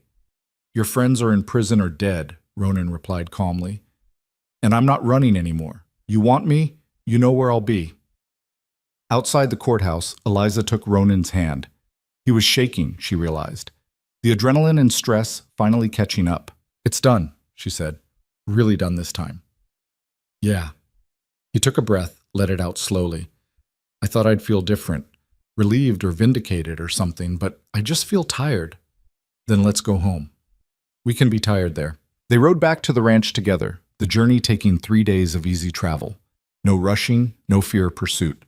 Just 2 people on horseback, talking about small things, What crops to plant come spring, whether to get more chickens, how to fix the leak in the kitchen roof. Normal things. Domestic things. The kind of conversations Eliza had never imagined having with Ronan Hale. When they crested the ridge overlooking the valley, Eliza pulled her horse to a stop. Below, the ranch spread out. The new barn, the partially rebuilt house, the fields waiting for spring planting. It looked different than it had months ago, smaller maybe, but also stronger, built by hands that had fought for it. Home, she said softly. Ronan looked at it too, something in his expression she couldn't quite read. Yeah, home. They rode down together as the sun set behind them, painting the valley in shades of gold and amber. Winter came hard that year. Snow piled deep, and the work became about survival rather than rebuilding. Keeping animals fed, pipes from freezing, enough wood chopped for the stove. Eliza and Ronan fell into routines born of necessity, him handling the heavy outdoor work, her managing the household and what livestock they'd kept. They still slept in separate rooms in the rebuilt house, but the walls between them were getting thinner. Small touches, her hand on his shoulder when she passed, him brushing snow from her hair when she came inside. The careful dance of two people learning to trust not just with words, but with proximity. One night, during a particularly brutal storm, they sat by the fire after dinner. Ronan was mending harness leather, Eliza darning socks. Comfortable silence broken only by the wind outside and the crackle of flames. "I never thanked you," Ronan said suddenly. Eliza looked up. "For what?" "For not giving up on me. For seeing something worth saving when most people would have just seen a killer." "You're not just a killer." "I was. For a long time, that's all I was." He set down the leather, met her eyes. "But you made me want to be something different, someone better." "I didn't make you anything. You chose to change." "Because you gave me a reason to." He paused. "Thomas used to say that people don't change for abstract principles.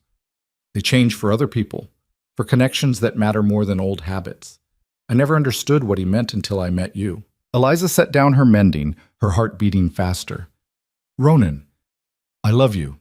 He said it simply, without flourish. "I don't know when it happened exactly. Maybe when you stood up to those men in town, or when you fought beside me in the house, or maybe it was earlier, the first time you looked at me like I was a person instead of a threat. But somewhere along the way, I fell in love with you, and I thought you should know." The declaration hung in the air between them. Eliza's first instinct was to retreat, to hide behind jokes or deflection. But looking at Ronan's face, open and vulnerable in a way she'd never seen, she couldn't do it. "I don't know if I love you," she said honestly.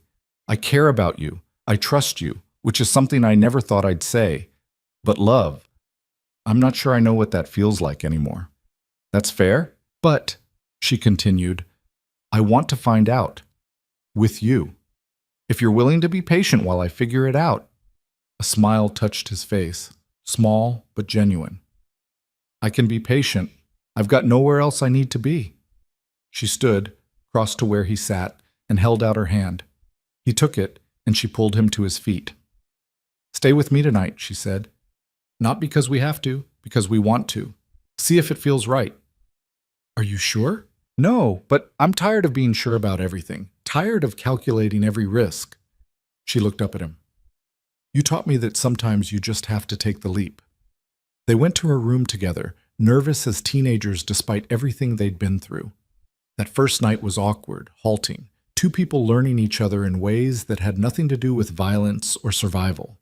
But it was also tender, careful, the beginning of something neither of them had expected to find. Spring came late but fierce. The snow melted in rushing torrents, turning the valley into a temporary sea. When it finally drained, they started planting wheat, corn, vegetables. Eliza taught Ronan the rhythms of farming, the patience it required, the faith that seeds in dark earth would become food. He took to it better than she expected. The work was hard, physical, and seemed to settle something in him. She'd catch him sometimes, standing in the field at dawn, looking at what they'd planted with something like wonder on his face. Other changes came too. Sarah Taylor began courting the deputy who'd stayed on after the cavalry left. Margaret Wright opened a small school, teaching children, including her own sons. The town, tested by fire, came together in ways it hadn't before. People still had their differences, their arguments and grudges, But there was also a shared understanding that they'd survived something together, that they'd stood when it mattered. One afternoon in early summer, Eliza was in town buying supplies when Pastor Williams pulled her aside. "I wanted you to know," he said, "that the town council met last week. We're naming the new school after Samuel Chen and James Wright, a memorial to what they did." Eliza felt her throat tighten. "That's good. Their families will appreciate it." There was some discussion about adding other names. Thomas Mercer, for one, the man who died before all this started. He deserves to be remembered. "We thought so too." Williams paused. "There was also talk of recognizing your husband, what he did, the price he paid to stop Cyrus. Not everyone agreed, but enough did that I wanted to ask, would Ronan be comfortable with that?" Eliza thought about how to answer. Ronan had made peace with his past, but he didn't seek recognition for it. Didn't want to be called a hero.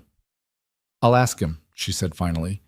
But knowing Ronan, he'd probably say the real heroes are the ones who didn't survive. Williams nodded. "That's what I figured. But the offer stands. What he did mattered, Eliza. People know that." When she got home and told Ronan about the conversation, he was quiet for a long time. "I don't need my name on a building," he said finally, "but if they want to honor Thomas, I'll support that. He's the one who deserved better than what he got. He'd be proud of you, I think, of what you became. Maybe. Or maybe he'd think I took too long to do the right thing." Ronan looked at her. "Either way, I'm grateful he sent me here. To you." They stood together on the porch of their rebuilt home, watching the sun set over land they'd fought for and earned. Not perfect, not without scars, but theirs. By autumn, the crops came in better than expected. Eliza was able to make her mortgage payment with money to spare. The first time in years she hadn't scrambled for every penny. The relief was enormous, dizzying. "We're going to make it," she told Ronan one evening, holding the bank receipt like it was treasure. "The ranch is going to survive." Never doubted it. He pulled her close, kissed the top of her head. "You're too stubborn to fail." "We're too stubborn," she corrected. "This is ours now, both of us." "Yeah." He said it with wonder, like he still couldn't quite believe it. Ours. That winter, Eliza realized what she'd been too cautious to admit before. She loved him. It wasn't the wild, passionate love of romantic stories. It was quieter than that, deeper. It was trust built through shared hardship. It was watching him gentle a spooked horse with patience she'd never have guessed he possessed. It was the way he consulted her on every decision, treating her as an equal partner. It was coming home after a long day and feeling something settle in her chest when she saw him waiting. She told him on a night when fresh snow was falling, the world outside gone silent and white. "I love you," she said, lying beside him in the darkness. "I've probably loved you for a while, but I needed time to be sure." She felt him shift, turn toward her. "You're sure now?" "Yes. You're difficult and stubborn, and you have nightmares I can't fix. But you're also loyal and brave, and you make me want to be better." She found his hand, laced her fingers through his. "So yes, I love you, Ronan Hale." He was quiet for a moment. Then, his voice rough with emotion. "I never thought I'd have this. A home, a partner, someone who knows what I've done and loves me anyway. Thank you for giving me that. Thank you for staying, for choosing this life over running. Wasn't really a choice. Not once I met you." He pulled her closer. "You're the best thing that's ever happened to me, Eliza.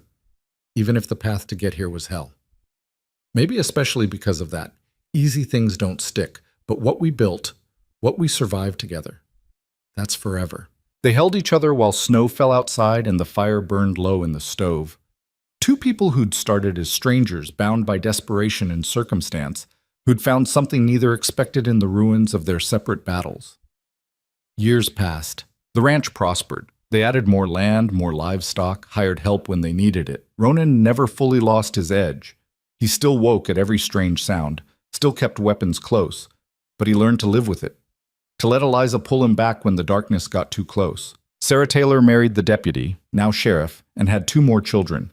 Margaret Wright's sons grew up strong, attending the school named after their father. The town expanded slowly, carefully, building something that could last. Cyrus Taggart hanged on schedule, unrepentant to the end. Some of his former associates made noise about revenge, but it came to nothing. Ronan had burned those bridges too thoroughly. One spring morning, 5 years after that first desperate meeting at the train station, Eliza stood on the porch watching Ronan work in the field. He'd shed his shirt despite the cool air, his body lean and scarred and familiar.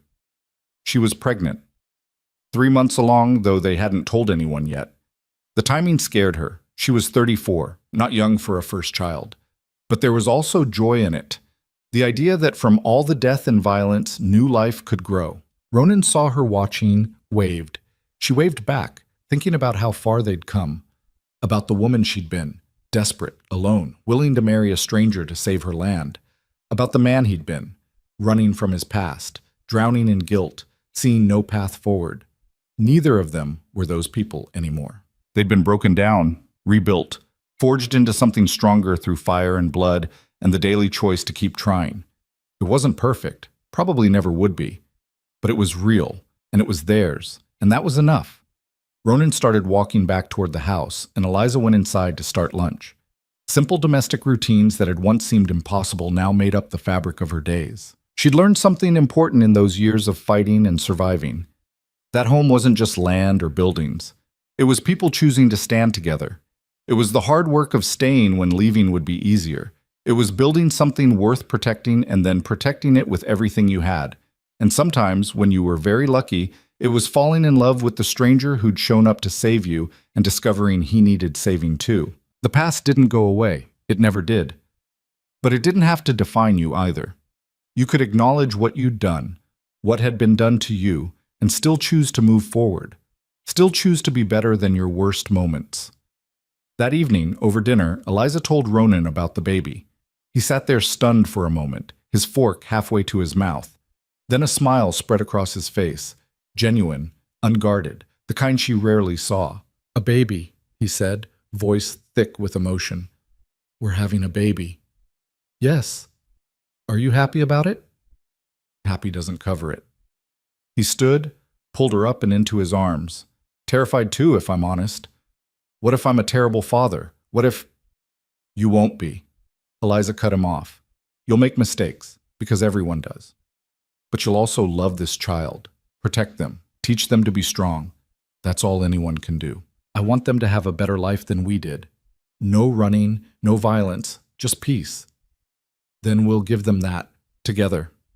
She rested her head against his chest, listening to his heartbeat. "We'll build them the kind of home we both had to fight for.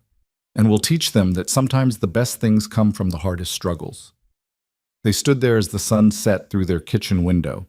Two people who'd found each other in the worst circumstances and made something beautiful anyway. Outside, the land stretched out under darkening skies. Fields they'd planted, fences they'd mended, buildings they'd raised from ash. It wasn't the life either of them had planned, but it was the life they'd chosen, and that made all the difference. Eliza had set out to save her family's ranch.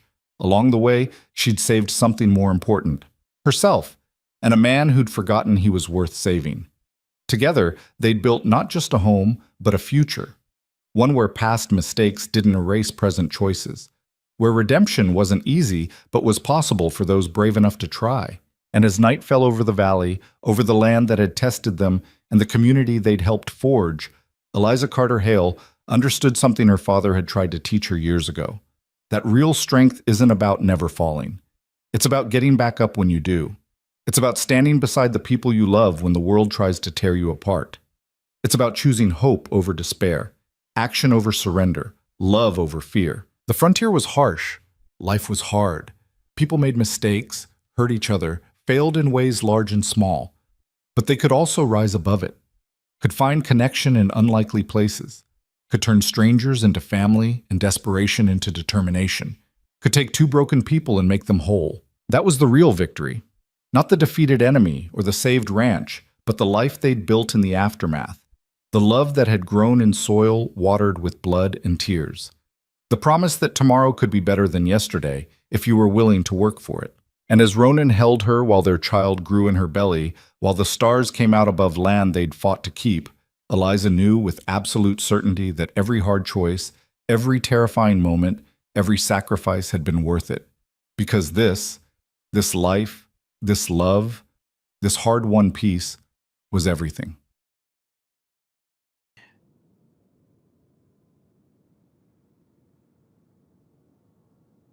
Oh, it's the fucking door, James. We're gonna go a little safe. We're gonna hit 2 show-ups. That's okay. Better not be drawing me. Then can you not? Can you undo that, please? I was drawing something. Need that bang. Upgrade it, make it an 8. Ben, can you... Why don't you just, like, clear your drawing out? Because it'll delete my path. Here, I'll draw the path. Wait.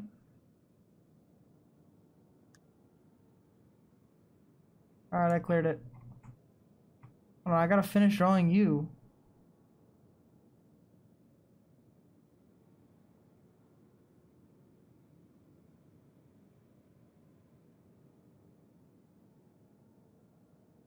Alright, beautiful, let's go. Why do I have fucking Prince Charming hair? Because it's funny, you do have Prince Charming here. Guess I kinda do. Oh. The first card you play each combat is played an extra time. Ooh. Wait! Instinct. Wait. Card's attack damage is double. The first card you play is played a second time, so if I play that one, if I play fucking... That innate, yeah. If I play the Sealed Throne... Yeah, that's what I was saying. That's literally what I was saying when you first called it. Oh my god.